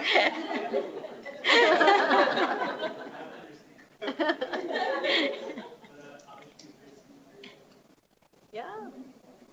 We're talking 460 if you want to come in and join us. You have time? Wow. Oh, look at the time. It's good to see you, Alberto. Other. Just really quickly on, I mean, I think the concerns are well informed and well raised about, because we've all seen how the maths behind the framework work, and of course, because a district of Park size, one could argue that they may always just be stuck at 3 stars because it's kind of a comparative growth-based model, and they're kind of like the mathematical average of the state anytime you array stuff because of their size. I'd mentioned that 10 months, 11 months that have to be, this conversation is going to happen. Maybe just double click quickly in that just to inform everybody. We have a partner at the state of who we work with, who knows us well, the Center for Assessment. They have a longer name. It's kind of more descriptive of what they do, but the Center for the Assessment is, Center for Assessment is sort of how they helped us build the NSPF a long time ago. And we're our stakeholder sort of array of folks who we need to engage with to talk about not just the math behind it, but like, what are we going to measure? What do we value? What are the state's interests? What are the district's priorities? Like that conversation from earlier. The Commission on Innovation and Excellence in Education was mentioned. We're kind of using that as the hub organization. That is a kind of the stakeholder group where the conversation just started last week, or maybe 2 weeks ago. August 25th. August 25th. 2-day meeting of the Commission on Innovation and Excellence in Education, trying to honor the good work that this group is doing and the conversations that they've been having for the last 2 years, and seeing it as a pathway towards a discussion relative to the district performance framework. And then there's all of these sort of bi-directional spokes that come off of that hub for things like the Association of School Superintendents and school boards and parent, the parent, what is it called? I'm blanking on it. The national, we have a state group for the parents. Parent teacher organization? The parents who volunteer in schools. PTA? PTA. Thank you. Clearly, he did not belong. Maybe I did need the copy.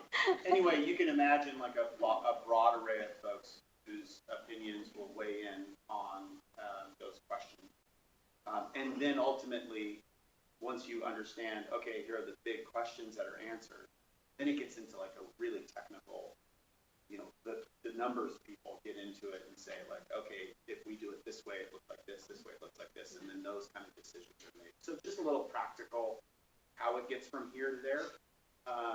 And I think during that course are things where, what does it look like when you run it with the impact data?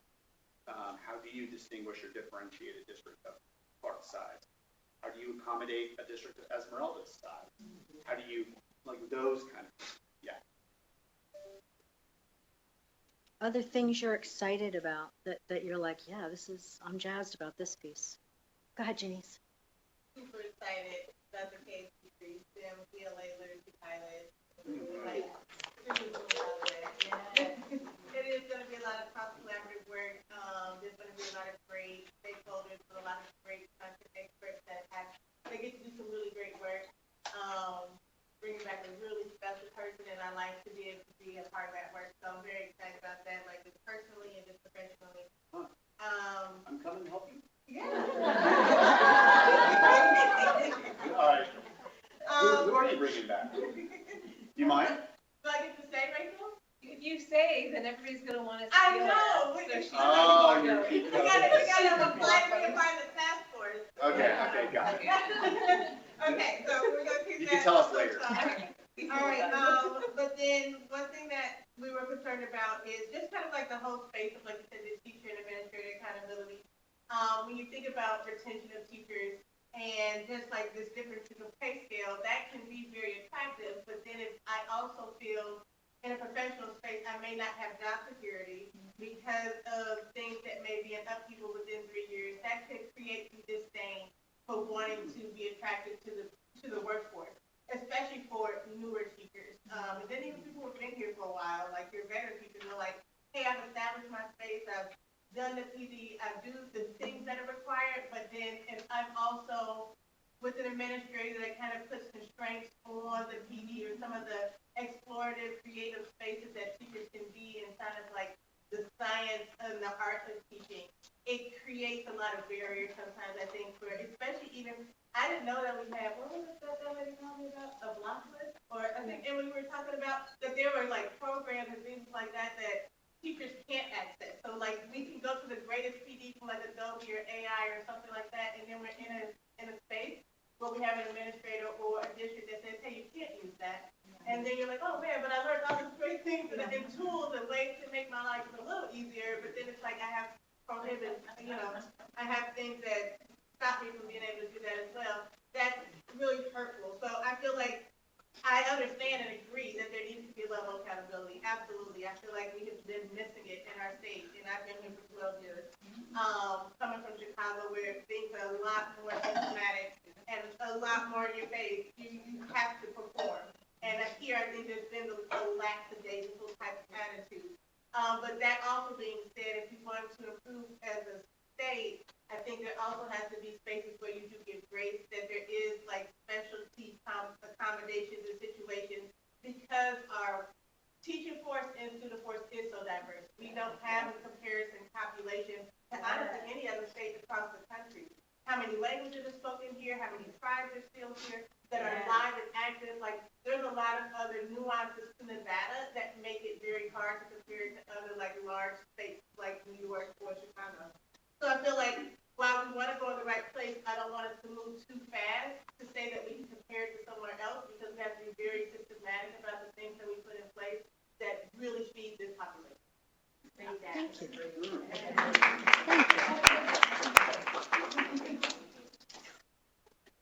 We've got about 5 more minutes. Does somebody else want to share something that makes them excited, but also gives them a... Go ahead. No, there's no questions. You do it, man. You guys share something exciting. It says here, the superintendent can take corrective action if improvement does not occur. Oh, yeah. How do you do it? Yeah. So what's sort of missing is like the Context around. yeah, like and this is relative to district accountability, right? So the superintendent's responsibility is to essentially like write a report and make a recommendation in that report and send that report to the Public Education Oversight Committee. So they technically wouldn't be like, taking action, riding a horse into a district, grabbing the keys from the superintendent, kicking them out of the way, and like, okay, now I'm here to solve the problem. But the Public Education Oversight Board does have a number of tools at their disposal, including adding voting members to a board of trustees, removing authority from the board of trustees, dicing the authority for a set of trustees and taking certain responsibilities away from that. I think that is an incredibly powerful tool, probably one that shouldn't be taken lightly, considering the trustees are elected into their position. And I don't know that, and I think that's why the Public Education Oversight Committee is composed of elected officials. So it's not a superintendent, it's not somebody who's appointed, they're direct. So I think I can square up a little bit there with feeling okay about that. But it's like, other than having the reorganization in Clark and then the different provisions related to the reorg in Clark and the additional potentially voting members on the board, it's the first time that we would have that. It's not uncommon. There's other states who have that provision. And technically we already have it, but it's only under matters of fiscal distress can the state intervene. And it has to be upon invitation by the district. So this is sort of new terrain for us. But like Rhode Island is a state where we kind of talk to the individual who leads their kind of like, if you want to, I'm going to say takeover with small t, but like extraordinary authority around a school district where they've taken over operations for an entire school district and been successful and just learning from what they're doing. So other places have done it, but it's new terrain for us. I'm just thinking. Did that answer your question? Yeah, Okay. I'm also thinking of just like working in the department. Who takes on that work of managing a district? Oh, yeah. I think, so, like, just bear with me here, but like when we were talking about, the past of really focusing on individual schools, and in many ways, the district being there like, okay, school, the state's going to come tomorrow, just be on your best behavior. They're going to come in, they're going to say some things, and then they're going to leave, and it's okay. Like, thank you, state. and where we would get into really battles with the district over the particular school, flipping that and saying, no, we're both here to see improvement in this particular school. Let's talk about the things that you're doing. How do you know that they're working? What are you doing? And then what kind of value can we add to this conversation and for this school to improve? I think it changes the dynamic a little bit.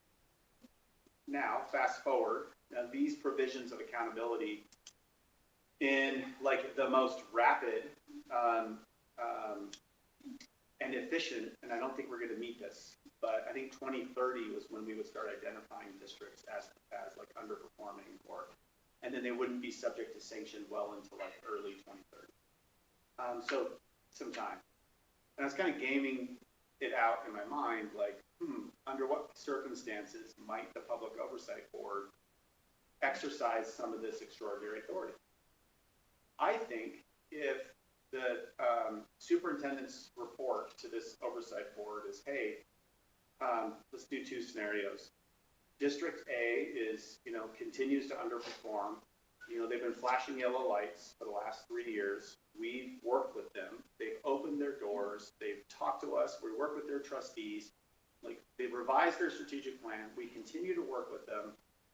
And we're seeing we're seeing the bottom. And then next year we have early indicators that we can measure and then report back to you on. I don't think there's going to be a thing that they would do. Scenario B, we've been trying to engage with this board and the superintendent. They've closed their doors. They don't answer their phone. They won't listen to us. They won't even talk to us. They won't partner with the state. And they continue to underperform time and time again. I think that's a different scenario where the oversight board might say, okay, enough's enough. We're not going to go all the way, but let's add some additional people to this board in order to get some outside influence and opinion on at least engaging with the state or talking about, the reality of the performance of their schools and community. So I don't know that it would be us in that case. I don't know that it would be us in a case where they're going to say the whole board take a walk and we're going to put a different board in and we're going to superintendent and all of your leadership team, see you later.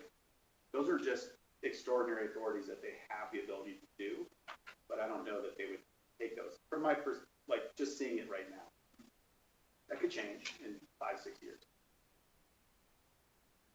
Does that help? Okay. And you were supposed to do something you're excited about.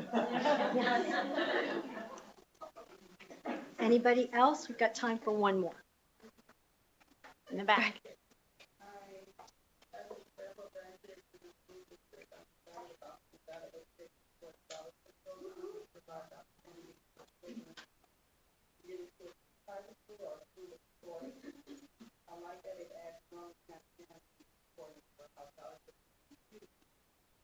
Another point would be I was about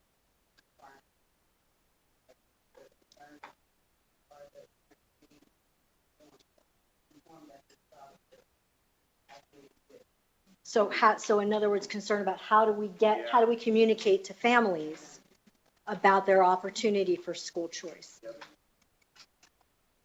That's a great concern.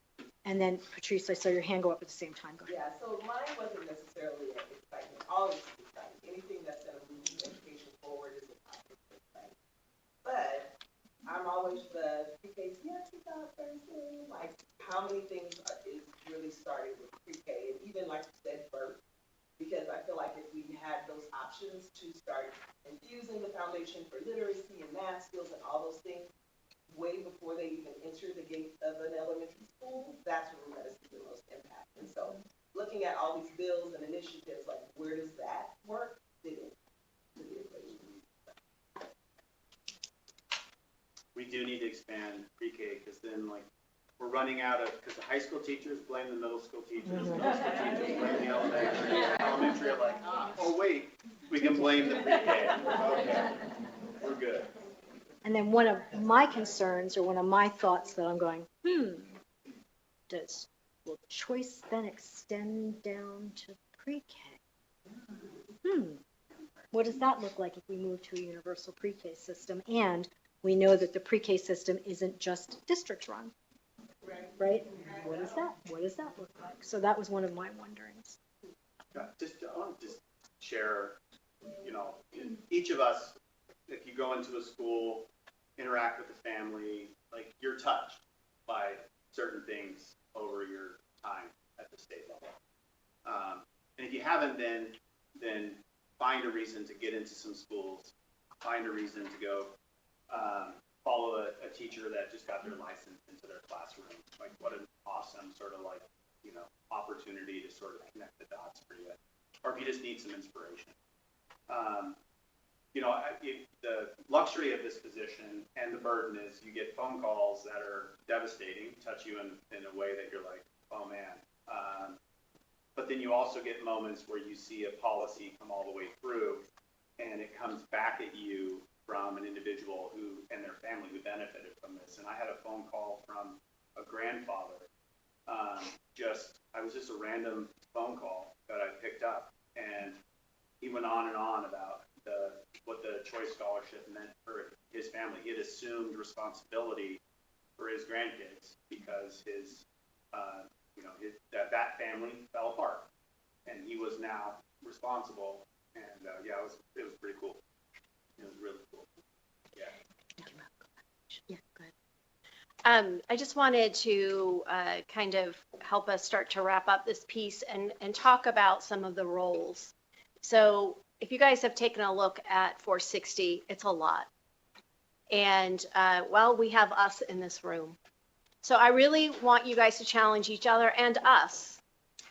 We need that laundry list. I need you guys to go through and make sure we're doing the laundry list and making sure that we collaborate to make it really meaningful. Because we can get stuck doing a laundry list and we're good at that. But let's take this opportunity, this disruption that we all are having right now in kind of education and really make it useful and see if we can make a difference. And so, for example, in that science of reading, we have a work group that I think we have almost all offices now. We may be missing O'Surley.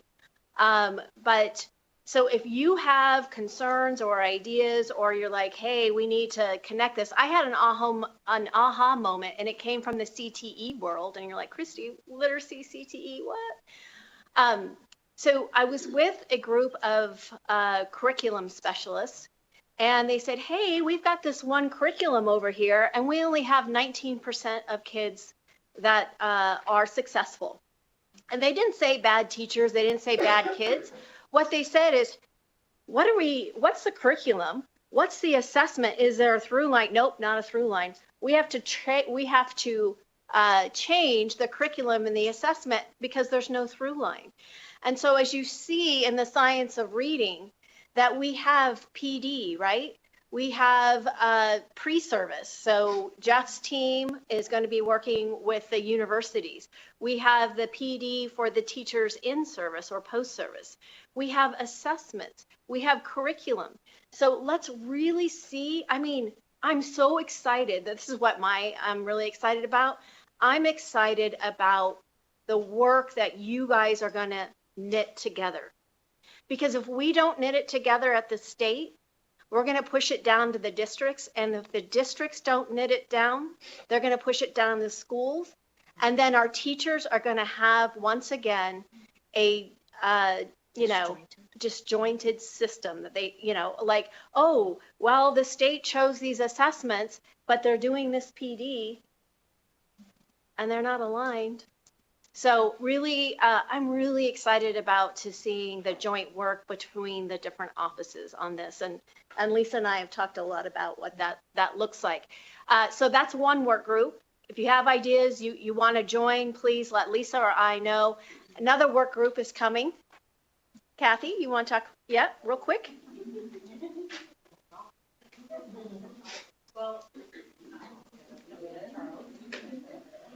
All right, come on, there you go.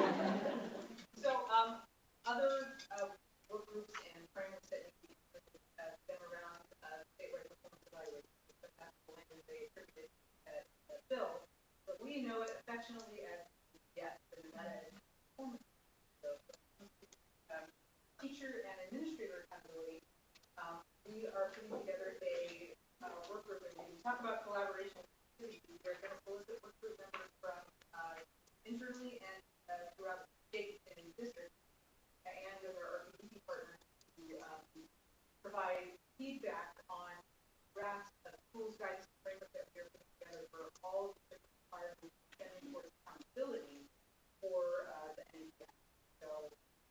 be a collaborative effort, and our hope too is that our district partners feel invested in the work.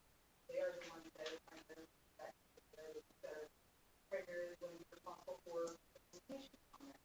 So we are excited about that work, and historically, surrounding the SPF, it struggles with implementation with DOE. So accountability measures are not necessarily a bad thing. It's in addition to what's already being done in the SPF, but to ensure that that work is being done against the DOE. And two things that we hear that sometimes that maybe the NEPF is not as inclusive as it wants to be, and that's with the special education teachers and pre-K teachers. So make sure if you guys touch that work that you touch base with Kathy, and to make sure that, again, we're doing a good job of doing our work with the alignment piece. What was the first one? It's the science of reading. Mm-hmm. Yeah, any other questions before we move on to the next item? It's back to Steve. You're up. This guy again. That's what I'd be saying if I were you. Oh, great. This guy's going to talk about oars and canoes, and what does that have to do with anything that I'm interested in?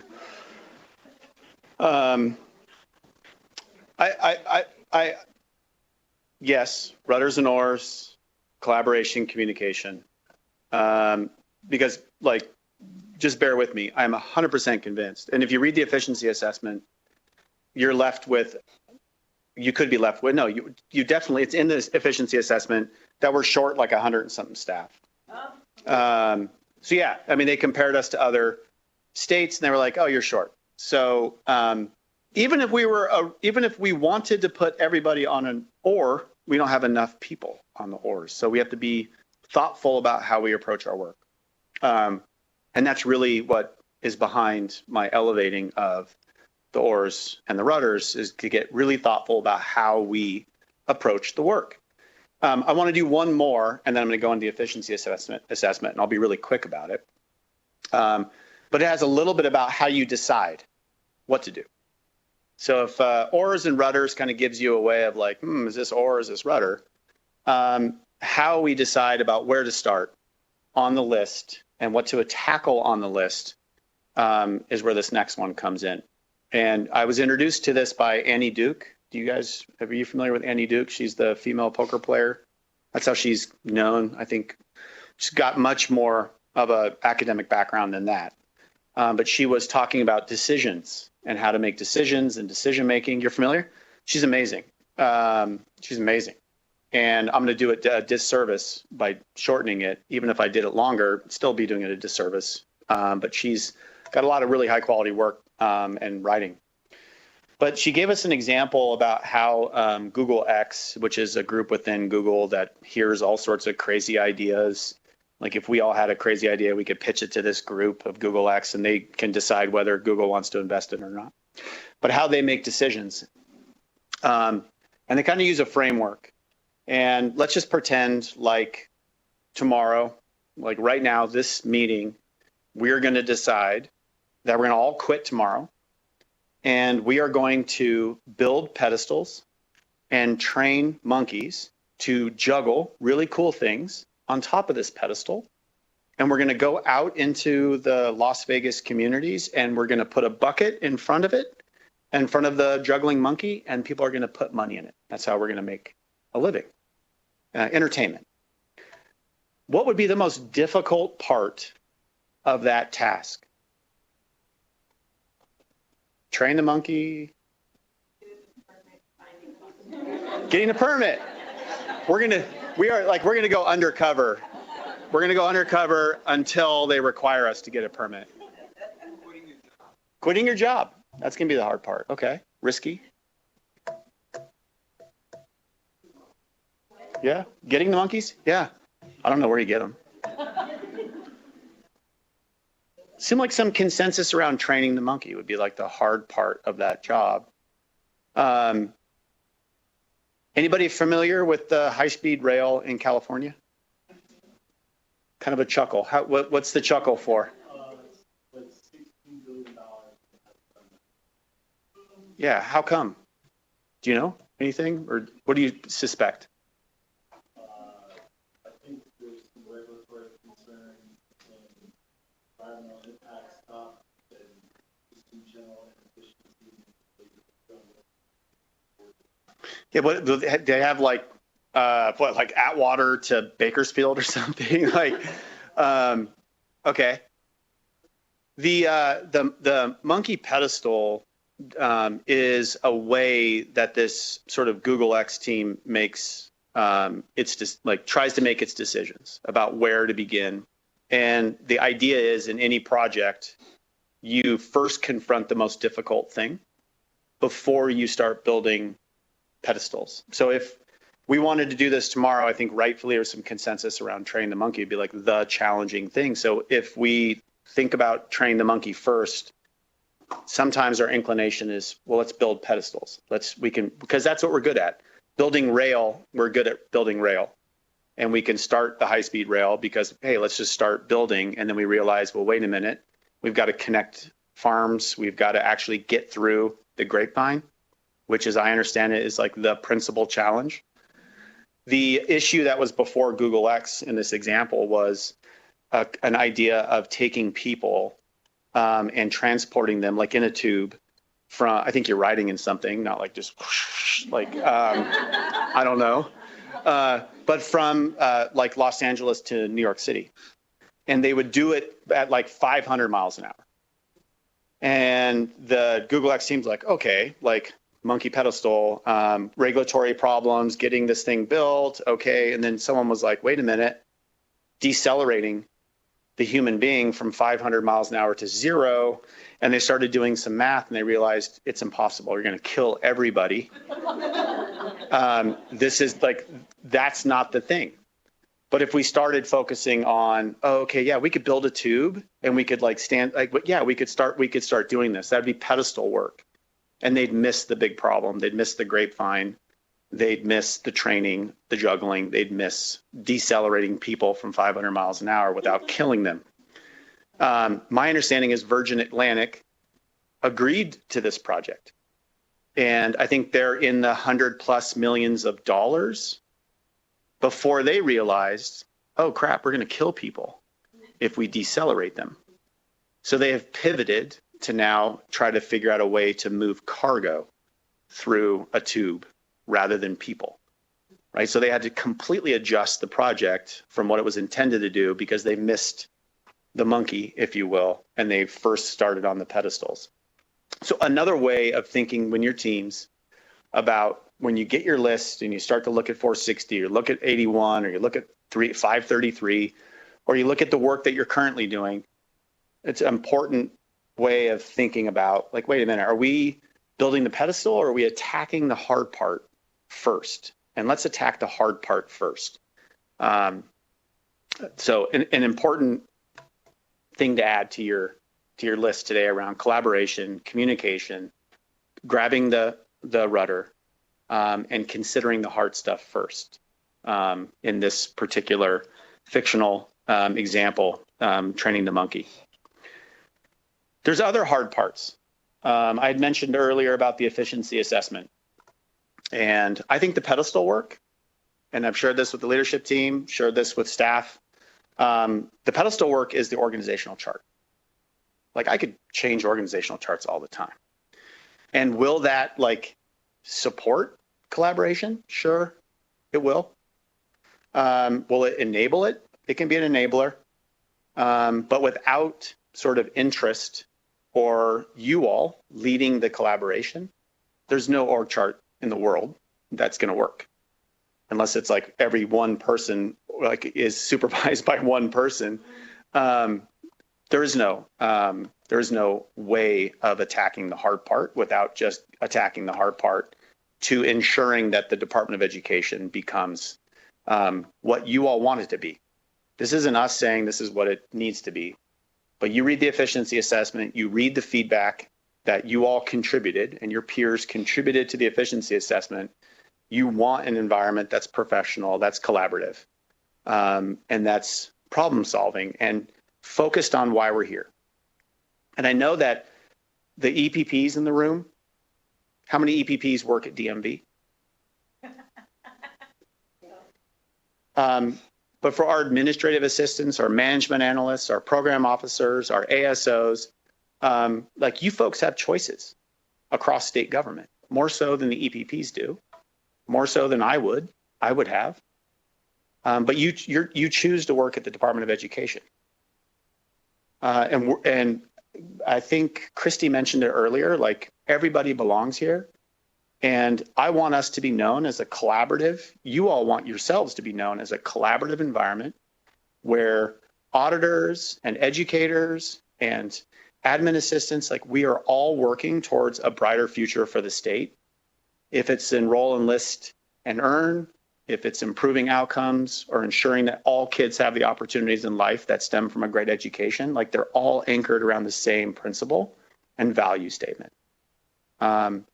And there's no like cabinet, your directors, the superintendent, we don't have all the good ideas. And I think the invitation that was extended earlier was for you all to bring good ideas up, especially through collaboration as you're tackling the hard stuff first. And as you're doing it strategically, like we need to hear those. They don't just come from, I mean, there's some, I'd like to say there are some good ideas that we have that we can see across the agency, but you all have them. And hopefully that's the culture that you all will help build and reinforce at the agency as we move forward. So just touch on customer service and I'll talk about where we're gonna go. The customers are in this room. Like we often think that, you know, we're an external facing organization. Our customers are, you're right, they're the teachers. But I think you had a wonderful way of saying it, Jeff, where ultimately the kids and the classroom is the real customer for you. We're also our own customers.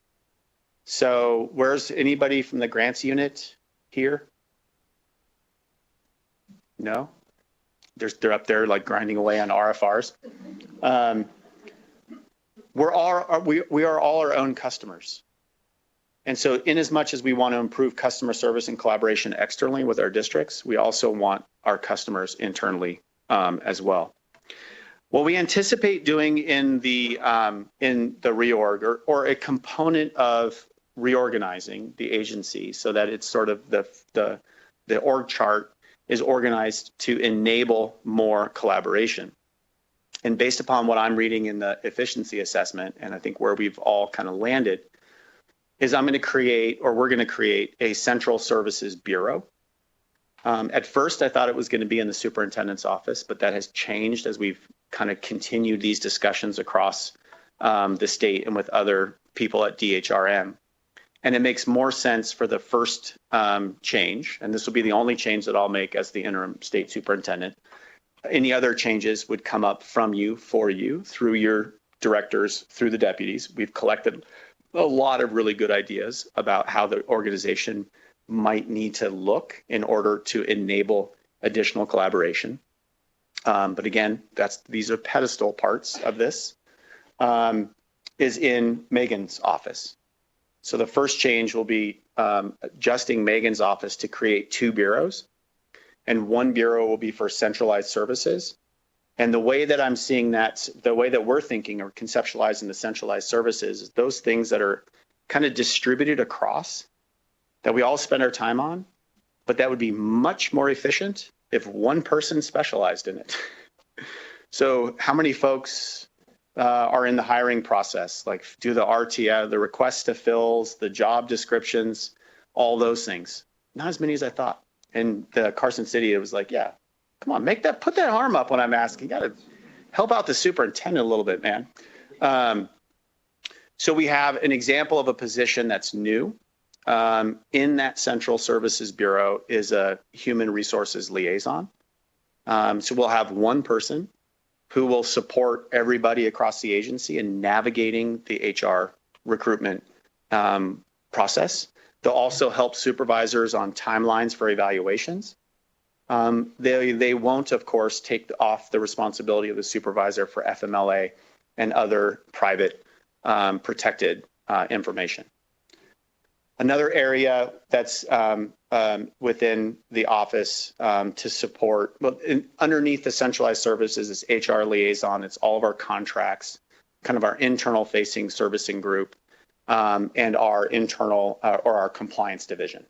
So those will be together in a centralized area. Facilities will also fall within that to try to say, hey, we've got one unit inside that's really the care and feeding of the organization and serving everybody else so that you all can do your program and your other work, and not like me. I'm like, how many times do I have to fill out this form? We'll have centralized that and specialize that. There's additional position that will be added in from the legislature that will be added into the second bureau, which is the name is yet to be determined. Every acronym we've come up with so far is a bad word. So we're like, that one's not going to work. Exactly. I'm like, okay, we have to figure out a better name for this thing. But it will take the most of the funding. So like the grants unit and the PCFP will be inside of a second bureau within the fiscal division. So it's like the first kind of meaningful kind of reorg on paper that we'll pursue, that we feel is in direct response to the efficiency assessment. And again, it leaves room and space, and we've been having this discussion at the EPM and at cabinet level, and we've had many proposals come up for additional structures that make more sense. There's obviously an imbalance when you look at the deputy superintendent over students. There's a lot of offices there, and there's obviously just some simple rebalancing that can occur. But those decisions will be made later and ultimately up to the next superintendent. So this is the one shift that I'm going to do in creating the Central Services Bureau. Okay, let me pause there and see if questions, comments, feedback for me. Yeah. With the new Central Services Bureau, will positions be added, or is this just shifting existing personnel? Because we know that we're small and very mighty, but never be mightier, but more. Yes. So good question. And I'm going to answer it, and then I'll kind of broaden it a little bit. So there are 2 FTE positions that were specifically requested during the legislative session for this that are added to fiscal.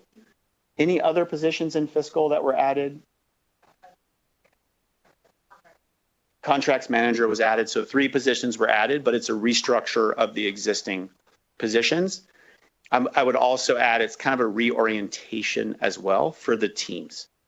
Again, collaborative, trying to say, hey, we have this is the purpose of the Central Services Bureau, to specialize in something and to work with our internal clients, you all, our internal customers, to streamline and create more efficiencies.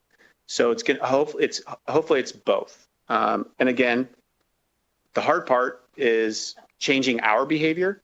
The easy part is reorganizing who responds to who, right? Who's the supervisor? That's the easy part. We can do that all day long. That's why I'm talking nonstop about oars, rudders, and monkeys, and pedestals, and collaboration. That's where the magic's going to happen. We have to change. But more specifically, there are positions, there's funding that was awarded to us in order to administer 460, $2.5 million and $4 million over the biennium. And we've been, hopefully for the directors, we've been working with the directors. We've created a system by which the directors can propose investments, which is what we're calling them, investments in, things or people. And to propose those investments, tie them to 460 so that we can bring them onto the table with all the directors and say, like, okay, let's have a discussion about this and where can we find efficiencies in our requests, because somebody might be requesting someone and somebody else kind of doing the similar things. Like, wait a minute, maybe it's one person, not 3, or maybe it's 2 people. So that conversation is currently happening. and ongoing. There is an interesting and some momentum I'll just share around. This is sort of me being frustrated. Oftentimes we have a tremendous amount of data, but we have no information. you see that too? And I'm like, we have a data advantage, but we don't have an information advantage. And what good is a data system if we can't actually use it? And we've got all sorts of built out data systems and databases. And this is another, if you look across the agency, it's another sort of federated thing other than Adam's responsibilities around assessment, accountability, and the statewide student information system. There's a lot more efficiency we can glean from there. And I know there's a lot of work that people are putting into finding that. So there's some interest in some positions within the Adam office that are specifically there around data storytelling and data visualization so that we can actually utilize the data that we have and convert it into information so that when we're talking to districts, when we're talking to community partners, we can say like, well, hey, this is sort of the problem that we see or the challenge that we see. Tell us about, what you see. And then we can come back and say like, yeah, we all agreed that we'd try some stuff and we know what those stuff were. Well, let's take a look and see if it's working. And let's come back to that data set. And yes, we're seeing some early wins or, you know what, it doesn't seem to be working. Let's ask the next question, why? So those are ongoing. So I can't tell you discretely like how many positions, but I can tell you that the conversations are occurring about like what we might onboard. Other questions for those of you that are still awake?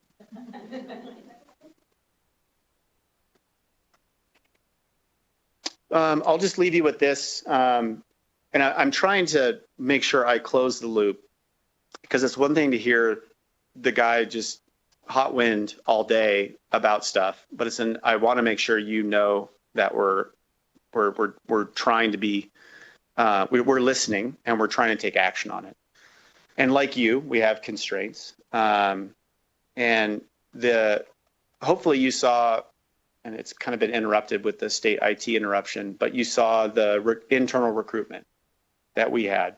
And the good news that's directly in response to the efficiency assessment. If you read the efficiency assessment, you see a clear desire that you all have for career ladders within the Department of Education, regardless of what job classification you're in. What we started with were the two positions that I mentioned that were awarded in the legislature. And we said, hey, we don't want to go out to the 700-person external list. We want to offer an opportunity for a career ladder internally to staff. We got frustrated because it was taking so long. But then we realized DHRM was taking so long because they wanted to open it up to all of the EPP positions within the agency. So it was a first start. And so the recruitment that went out was for every open EPP position in the agency, internal first. And we're just waiting for that list to come back before we can begin to take the next step on that. But that was, again, we're reading the efficiency assessment, we're trying to listen, and then we're trying to set up state systems that will accommodate our ability to provide the career ladders that you guys were looking for. Again, that's the first step. There'll be some future steps, I'm sure, that will be taken down there. I do want to just acknowledge the contractors in the room. Like it is part of the state system, and one of the limitations that we have is it's only available to state employees. And the way that they read the system is that contractors are outside of that. And so, I'm sorry, I've had to say that a number of times that you're not included in that internal recruitment. But I certainly hope if there's a position that you're interested in, you will get on the external list so that if your goal is to work yourself into a full-time role as a state employee, that pathway is available to you. But, that's just one of the unfortunate realities of the work. Okay, any questions before I jump off. Yes, ma'am.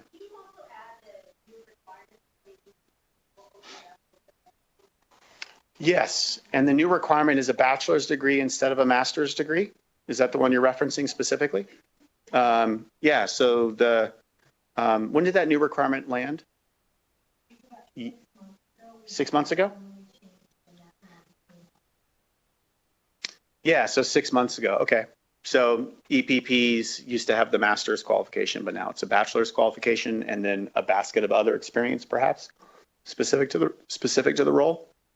So yes, we might see individuals who started as a management analyst with us who want to move into an EPP role. To your point, yes, sir. I would just make my thought is the next step of that is Say it again. pathway to those positions. Yeah. More folks that maybe haven't had the opportunity to get. Yeah. Like what do you mean specific? So we have pre-service scholarships that we offer. Oh yeah. And so I mentioned briefly to Lisa is there are folks in this office or this department or whatever that aren't educated, don't have an education background, that for whatever reason have lack experiences that they couldn't go to college, finish college. And so changing, I guess in my thought, changing Got it. the requirement for EPP, right first step. I think the next step is to empower staff to try to determine if there's a pathway. Yeah. Yeah. Okay. Cool. You guys know the services of being in the state and your union.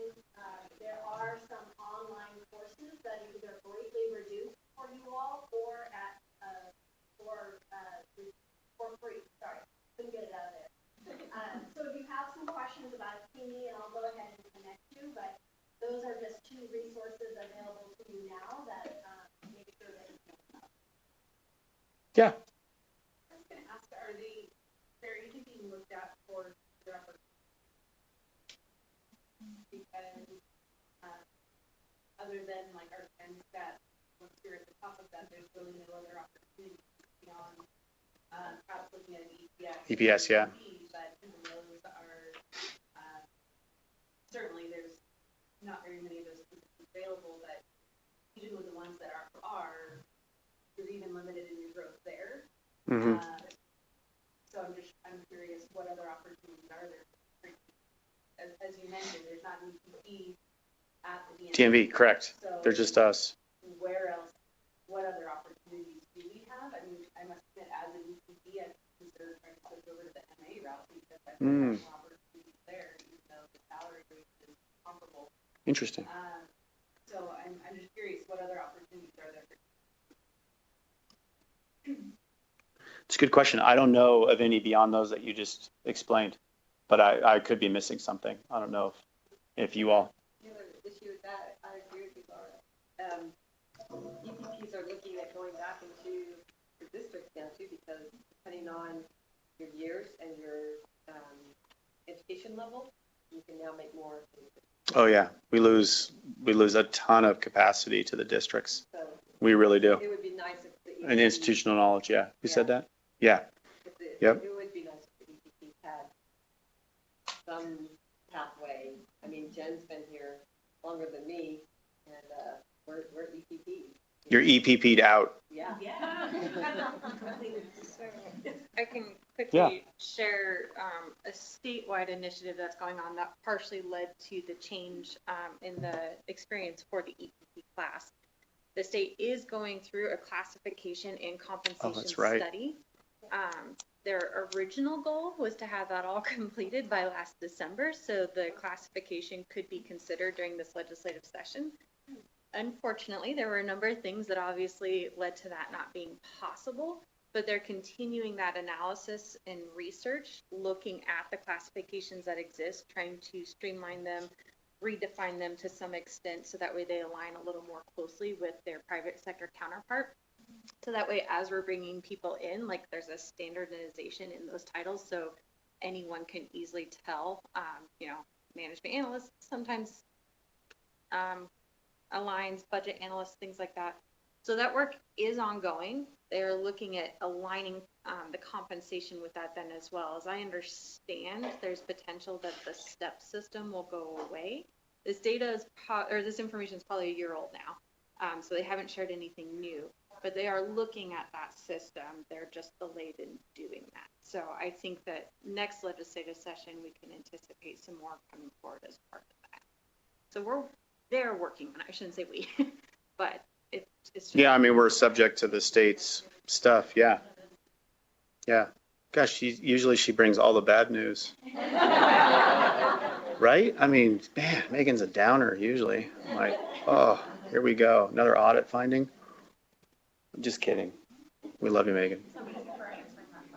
Yeah, anything else before I do you want me to do the just the smart sheet thing or just mention it?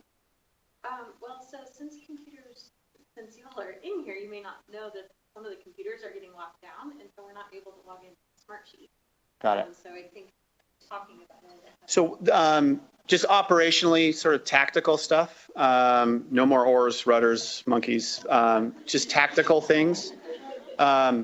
We have, and really Amelia has done a lifetime of work in a very short period of time to help just get everybody acquainted with the work that is happening and the work to come, and to figure out what work groups you might want to join.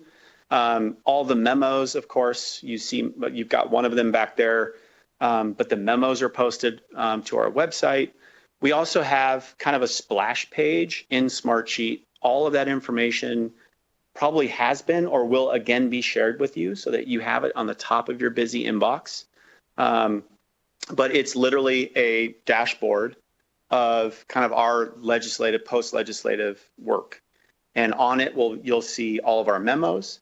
You'll be able to click into some of the project plans. So various folks who we initially said, look, we got to jump into this right now. A good thing is the district performance framework is a good example of that. The licensing stuff is a good example of that. Your directors have tiles in sort of the work page that you can kind of see what is happening in some of the major headline lines of work, and then underneath it where they're moving. You'll also see in there the regulatory page. And man, the regs are in a tough place right now. I don't think I've seen the regulations in such sort of like various places in their adoption. And I was reminded it's, the COVID and then also the governor's pause on regulations have really put us in a weird place. I think 2020 was the last time that Amelia mentioned this yesterday, that the regulations have been updated, codified, like on and now you got to go to the register and find stuff. And sometimes this one and that one, they don't agree. You guys are shaking your heads like you're living the regulatory nightmare that is. So there's going to be a lot of regulatory work just as a function of the new legislative session. Many of like our teams and Jeff, and I know with all of his stuff, they're already starting. So you'll also see all that to be some preamble into. On that screen, you're also going to see a link to kind of the regulation work that needs to happen.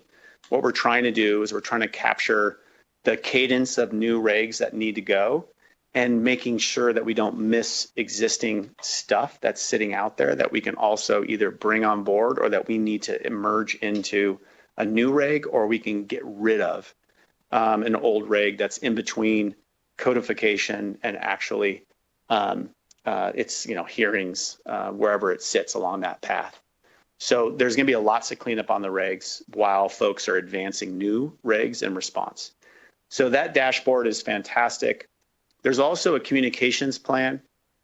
As you can imagine, I mean, if we just sort of turned everything loose, we'd get a lot done. And we probably would add to some of the challenges that the districts are sharing with us in that efficiency assessment. And part of the efficiency assessment from our external clients, in as much as we heard from our internal, they're saying, hey, like some coordination, some periodic communication, some more collaboration. So I've had lots of conversations with the superintendents about this, even went as far as saying like, okay, like you guys committed time and treasure to this 400-page efficiency assessment. If you were me, where would you start? And didn't quite get, oh, here's exactly where I'd start. Before I asked that question, I did get some pedestals like, oh, this report and that report and that report. But after a couple of months and I asked the real question of where would you start, they kind of were like, man, where you already are starting. Like the communication has been fantastic. Our team is reporting that your teams are just like working with us. This collaboration is great. That's what they were asking for. It came to us like, oh man, this risk assessment's crazy. What are we doing here? But behind it was a desire to collaborate with us, to communicate, and to be a partner. So whatever you all are doing, fantastic. What we're trying to do is to reinforce that we're actually a unit at the NDE, and that when we're sending communications or we have communications with districts, a couple extra steps, not going to take a lot of extra time, but they'll come through my office so that I'm able to then, all right, I can see what we're talking about with the districts, and B, I can make sure if it's adjacent or proximal to something that, hey, wait a minute, this is a conversation that we need to have internally before we put this out, because there's two things here and I'm seeing a disconnect. The districts will immediately spot the disconnect. So let's just do a little bit more homework, get this aligned, and then I'll sign and send. So you'll see a communications plan as well on that dashboard. I think it's a great, we all want to know kind of what's going on. We never have time. So if you do have some time, you can go to the dashboard and you can explore a little bit about some of the projects that have initially kicked off over this biennium, with more to come. I just wanted you to Yeah. add, there was some frustration that was voiced to me, which I appreciate, right? Progress monitoring our own processes. That like, oh, I feel like, my communication is stymied between the districts, and that's not the intent at all. The intent is, I don't know anything more frustrating when you call like the DOE and you get different answers from different people, right? So that's what the districts have shared with us. Like, hey, we call NDE, we get different answers from different people. So we're trying to improve our customer service that way, and also internally as well. So I want to make sure you guys know that all of our memos about the legislature are on our website, and feel really confident that that's like what we want to say.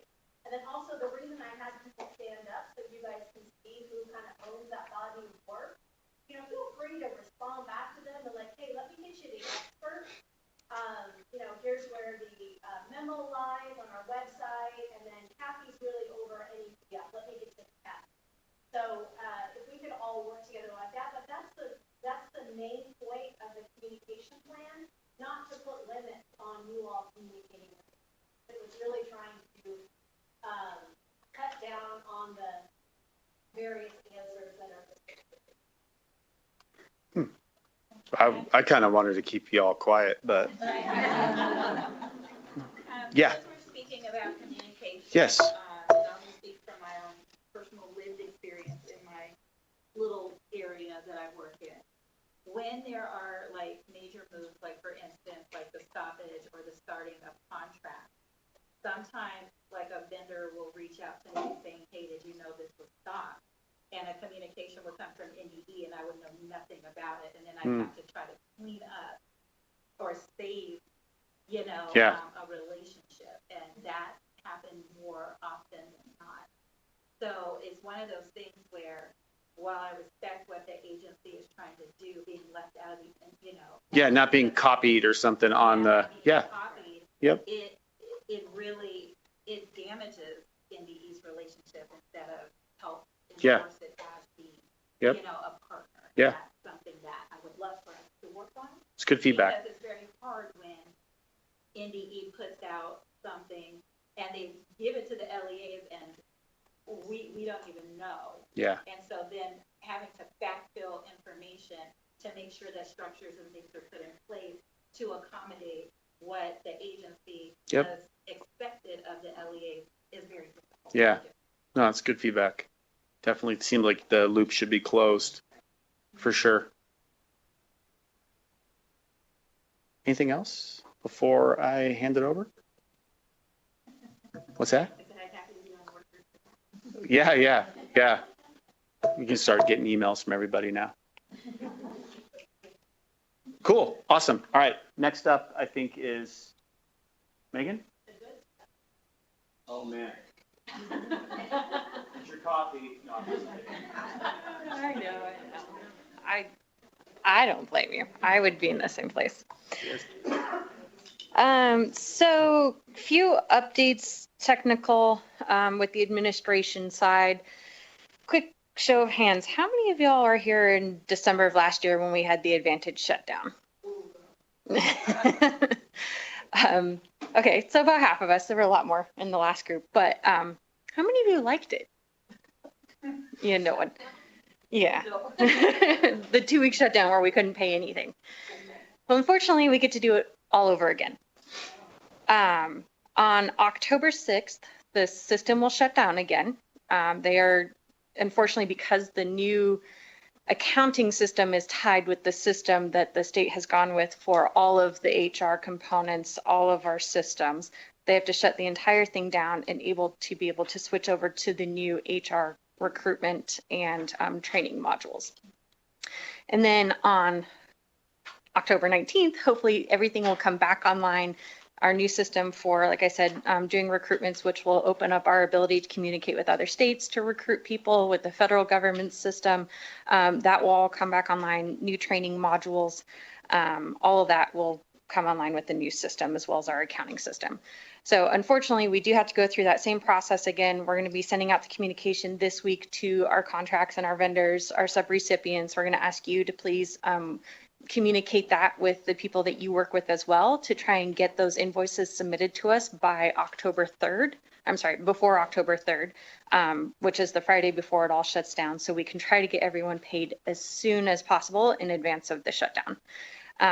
Yes. On the communication part, remember we put it in our email? Yep. Are you going to send us a blurb to do that again? So Yes. We just copy paste it and put it. Mm-hmm. Perfect. Thank Yep. you. Our hope is to get that back into the signature line so everyone knows what's going on. We'll send the memos again. And the same thing for you all, if you've been doing traveling or things like that, purchase orders, all of that needs to be submitted to us by the date. I'm sorry, I'm drawing a blank on it right now. That's in the email, so that way we can try to get those through as quickly as possible. We are still going through our fiscal year closeout for fiscal year 25 because that was all delayed as well as part of the cybersecurity attack. So the poor team is just hammered right now. We were supposed to have budget accounts, all of them closed last Friday. We still have 7 open today because of all of the challenges. So couldn't be better timing. But you know, that's how we go. So as part of this shutdown, timesheets will need to be submitted a week in advance of their normal time frame because it's falling right in the middle of the pay period.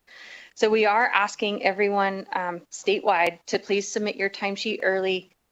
To the best of your ability, estimate what your annual leave, your sick leave, anything that you anticipate in that week that hasn't happened yet, plug that in and submit by that October 3rd deadline in order for the timesheets to cycle through the system so you can get paid. Once the system comes back online, that is when we are all transitioning to positive reporting. Right now, we're all exception reporters, so it's assumed you're working 40 hours in a week and you only report if you're taking leave of some sort or overtime, those kinds of things. Under positive reporting, you'll have to positively report the hours that you work in a day. If you're 100% federally funded or state funded, that's easy. You just get to report your straight 8 hours. But if you are split funded, you will need to account for the time that you work throughout the day or the week, depending on how you divide that up, within a template that we're working on providing. In NEETS, we will still be using NEETS probably through 2027 to report your timesheets, and then we'll get to switch over to the new system fully in the new Advantage at that time. But you'll have separate rows to account for the hours that you worked across those different sources if you are split funded. And under the positive reporting, if you don't report hours or you don't submit your timesheet, unfortunately, you do not get paid. So the timing and the submission of your timesheets when they're due every Friday at the end of the pay period will become really important because if hours are not reported, we have nothing to pay you from. So hopefully you can start getting into that habit now. Put the reminder on your calendar by 5 o'clock on the Friday that the pay period ends, just go ahead and submit it, or you can submit it early if you know that you're on annual leave. If it's a holiday, you can always submit early based on what you know you're going to work. And then making sure you're working with your supervisor to make sure that your timesheet gets submitted as well. So that way our single payroll clerk for all 219 of you can get through those timely. When we take it all the way up until the end on the Wednesday after the pay period, she is scrambling to try and get those through. And if there are errors and it has to get kicked back, it can delay it. And then at that point, under positive reporting, can delay you getting paid. So working together, let's make sure that we're getting those submitted. So that way, that's one less thing she has to worry about, because she's also an accounting assistant. So half the time she's doing timesheets and the other half the time she's helping pay bills. And back to the people-centered funding plan with the $475 million every month. That's 400 transactions that they have to enter at a level 1 and then verify at a level 2. And if we're adding 219 timesheets, it can be quite a workload. Yeah. I think if we can just get those all submitted and all accurately with the right notes, that is the best thing that. And on the positive reporting, do we have to fill it out daily, or can we fill it out daily so that it's not waiting until the end? Is there a preference, or? So from the accounting assistant and the payroll side, it doesn't matter, because when it's submitted, that's when they look at it, right? Yep. Okay. So if it's easier for you to go in at the end of every day and just record your hours, or keep it in an Excel template and then go in at the end of the pay period and plug them in, either way, whichever works best for you, especially if you're out in the field working, things like that. Work with your supervisor and what works best for you guys. Just getting them submitted by 5 p.m. on that Friday is the best that we can ask for. Yeah. So for those of us who are already like expecting travel reimbursement from a while back, that were now with everything that happened with the cybersecurity thing, in light of everything that's changing here, do you anticipate that we're actually fully? Yeah, so hopefully today, all of the budget accounts are going to get closed, and that will allow us to fully transition to fiscal year 26. They have been working on the work programs to get authority. The other thing that we've been experiencing with the issues at the federal level, all of our draws are being delayed as well. And so it's hard getting that cash in. And if this is probably more detail than you all want, but when we reimburse from the federal government, we have to have incurred those expenses first, which puts the state on the hook. The general fund is floating those dollars. And so if every agency is doing that, that starts to deplete the general fund that's available. And so we try really hard not to put accounts into the negative because of the domino effect that it has on everything. So we've had to slow down on doing some of those reimbursements while we wait for the federal funding to catch up. And so that's also compounded and layered on all this. But we are hoping this week we will be able to get back fully into doing fiscal year 26 reimbursements and get those cleared up. And then as soon as that's done, we layer in the new shutdown. So that is our hope. If we have a travel card right now, and if we're waiting for that reimbursement, should we put something on the travel card, or how do you want to do that? So travel cards are a little bit different because they're like a credit card. They're not showing up in the state's balance sheet. So depends on how much you have left within your credit limit and how that is working. But you can always reach out to the accounting DOE email and ask them kind of where's the timeline on this, so you can balance that spending. Lunch is on Susan. Let's go. I have a little bit left on the travel card. Yeah, and that was partially why we paused travel in general while the cybersecurity issue was happening, because we had no idea when it would come back online and when we'd be able to even start to process those things. So pause them until we had known emergencies or we knew we were getting back into the flow of those things. So thank you for your patience. It's incredibly challenging times. So if we don't have any more questions, I'm going to go into SAM updates. If you're not familiar with it, SAM is what we call the State Administrative Manual. It is much like 2 CFR for the state. It says here's how we approach doing these activities, procuring contracts, timesheets, travel, all of those kinds of things. It has been going through some major updates over the last year. And now that we have a new deputy chief of staff and new budget director, they are going through and adding and changing some things in there as well. So that is all to say, you probably saw the email recently from HR saying if you're a current employee, please acknowledge that you understand SAM exists and that you'll refer to it throughout your daily work. That's basically what it is, because you may not interact with it all the time. Know that it's there, and when you have a task that you need to do, pull up that manual. Please do a word search. Don't try to read the whole thing. It is far too massive for that. But read through it and know that those are the base parameters from which our Bureau of Central Services, who currently exist just under different names, approach looking at that work. And then we have our agency policies that layer on top of that for more nuanced information. But it is constantly going through changes right now. Board of Examiners, if you all are familiar with that, the Governor, Secretary of State, and Attorney General approve those changes. They are doing that on a monthly basis right now. So the best thing to do is just bookmark it and then word search when you're ready to do something in that area and get familiar with how we need to look at processing those steps. Because they're constantly changing. I can't tell you today what would be in place, but refer to it, because I guarantee you that's what the accounting assistants, the budget analyst, Celeste, the director for fiscal operations, they all go to that first and then move on from there what the order of operations for things are. And Steve, I don't know, the Reno lease, do we want to go into much detail? Yeah. We're trying to work through some space options. We may be shifting.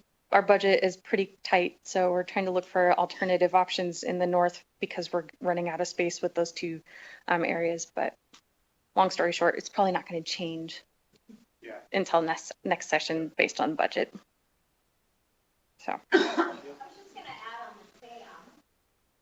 It's a great opportunity to play with Notebook LM, dump SAM into your notebook, dump our policies and procedures in there as well.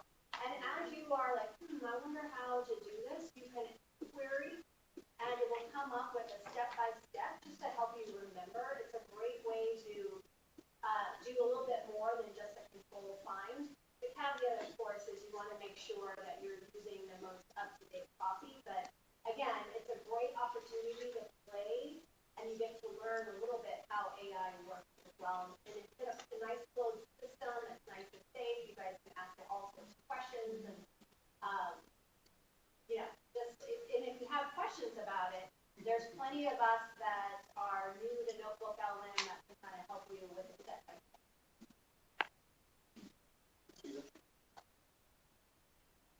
Okay. I'm going to step away and let the Word time? Award? Award time? Yeah. Yes, yeah. Oh, yep. Another reason why you guys all endured for the last couple hours.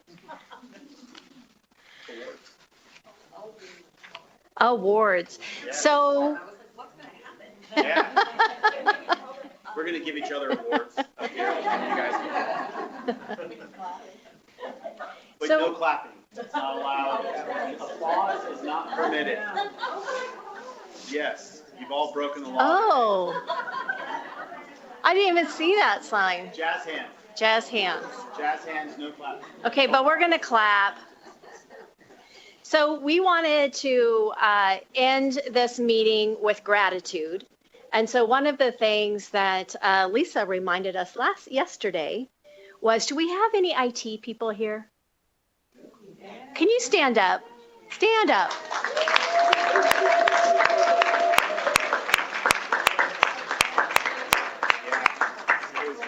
Hey, rumor has it you guys have had a tough couple of weeks.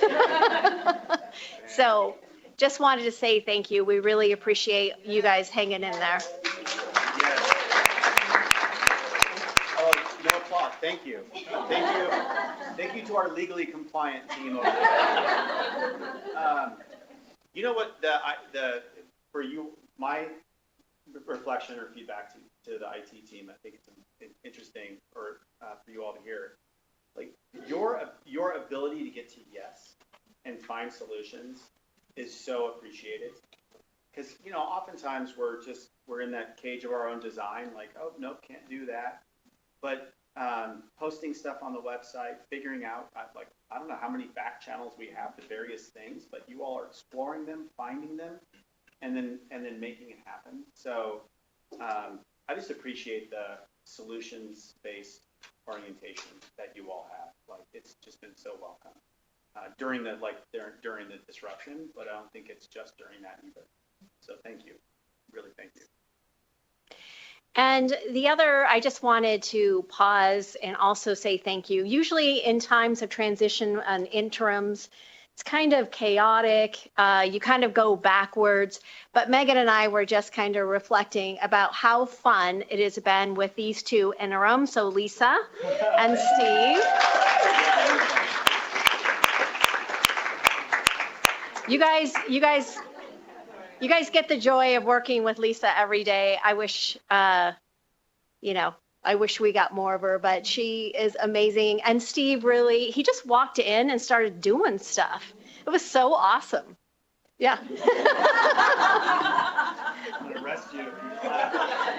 You can boo, though. You can boo. It doesn't say you can't boo.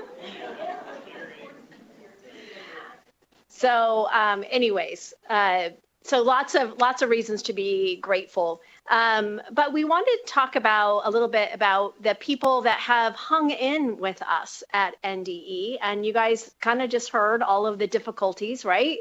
Maybe the pay scale is not quite as you can get with the counties. And we do realize that. And I do understand, and we understand that you guys are here for a reason, and you're here for the same reason we are. So we've got some 5-year celebrations. Our first one is Candace Bordelin from O'Surley. Come on up, Candace. Come on up. Come on. Oh, you're right. Everybody applauded. Go to the Capitol, please. All right, 5 years. Oh, yeah. Yeah. This could make. Does Greg have one of these, Candace? I don't know. No. See, in your house. Probably not. Yes. Yes. You'll tell him, hey, make me coffee in that cup. If you don't know, Greg used to work as the PIO at the Department of Ed. Her husband. We do. We miss him. Yep. He's having the best time of his life, though, in Las Vegas. We'll take him. He gets to go to all the sporting events. All right. Our next 5-year is Bianca Jara.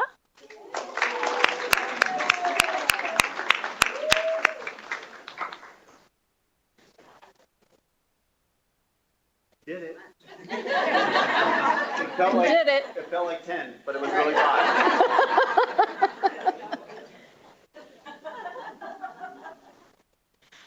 The next, where's Lisa? Lisa, you're going to have to help me with the name because I don't want to say it incorrectly. La Shanique? Yes. All right, La Shanique. There she is.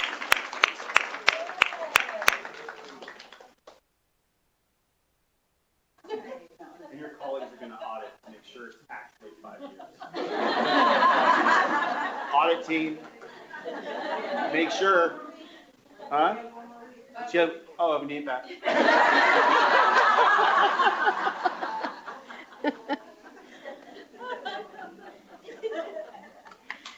All right, and we saved the best for last. We have an employee here today that is celebrating 10 years. Drum roll, Megan Thierry. Come on down. Get down here. Yeah, that's right. That's all right. Oh, wow. Look at you. And you get your fingers all over it. You can't. I expect it to be heavier, to be honest. Tell us how It's you the weight of the survived. years that are heavy. How I survived? Oh. Oh, that's true. I'll add this to my other trophies Tell us how that you I got here. survived. Yeah, what's your secret to longevity? Oh. But you can stay in the room. Oh, yeah, then I probably can't. That's Yeah, appropriate. I probably can't. Yeah. There's no appropriate secret? Anybody that's been here 10 years probably knows. Check her that, yeah. drawers. Whatever's in her drawers is what is making it work. Oh, yeah. I mean, I have a cool team. Jeff's okay. He said maybe he would keep working until I retire, which is 15 years. So we'll see. Yeah. Good, let's make that happen. Yeah, I like Both that. of you. Little known secret, Jeff was my kindergarten teacher. I'm just kidding. He wasn't. That's when he started teaching. That's our running joke. Anyway, that's all. Megan's other profession is stand-up. Yeah. Yeah. Seriously, keep going. I'll sit down. I'll sit down before. Oh. Oh Lisa, yeah. Come on up. No, let me. No, they want you. Nobody wants me. Where do you want it instead of the podium?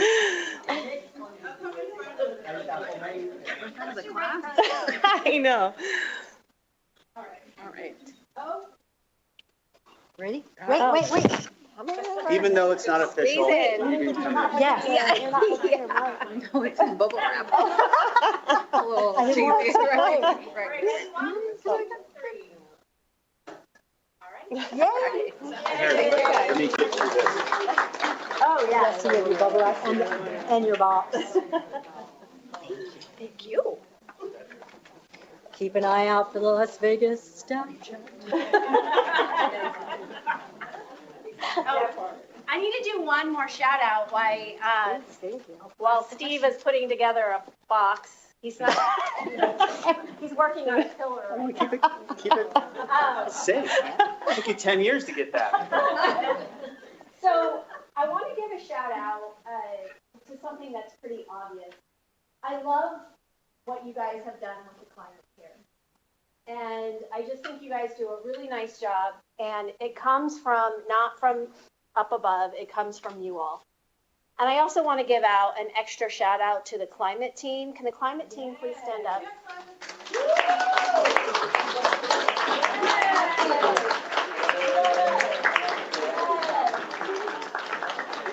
And wait, stay standing. In case you guys don't know, you're the fearless leader, climate team. Can you tell them how to join? Send me an email or a Teams message. Yeah, Elisa Arroyo will add you to all the things and we'll get you working. Yep. So thank you, climate team. Really appreciate it. All right, Steve, last word. Yes. I missed the snarky comment. What was it? No, we were saying thank you for the food truck. Oh, the food trucks. You guys did food trucks? Oh, man. When do we have them today? No, last Friday was our last day. It was the first Friday of every month it was. What about I came in during one day randomly and you had like ice cream sundaes, but not like the cheap version. You had every possible topping. Yeah, ice cream bar. Thank you. Ice cream bar. Just really quick, get you out of here at noon. Just appreciate you. Just like Christy said, appreciate the laughter too. I mean, we have to be a little bit crazy to keep doing this work. We need to laugh on occasion. It's good for us. It's good for each other. So keep it up. And I do just ask and invite you to think about the work that we have always is. But I think we need to think about it a little bit different. I think we need to think about grabbing the rudder, or at least asking ourselves about the projects and tackling the hard stuff first. And the best way to do that is with your colleagues. And it might be coming out of your comfort zone a little bit. And that's okay. Like, that's a growth opportunity. But come out of your comfort zone, collaborate with your colleagues, tackle the tough stuff, and really partner across the state, across the hallway, or even within the same office for those of you that share an office. So just appreciate all of you and the hard work that you do each day for our state. So thank you, thank you, thank you. Susan's buying lunch up to the credit card limit. And then after that, you're on your own. But no, appreciate y'all. Thank you, and have a safe trip back to the office. Take care.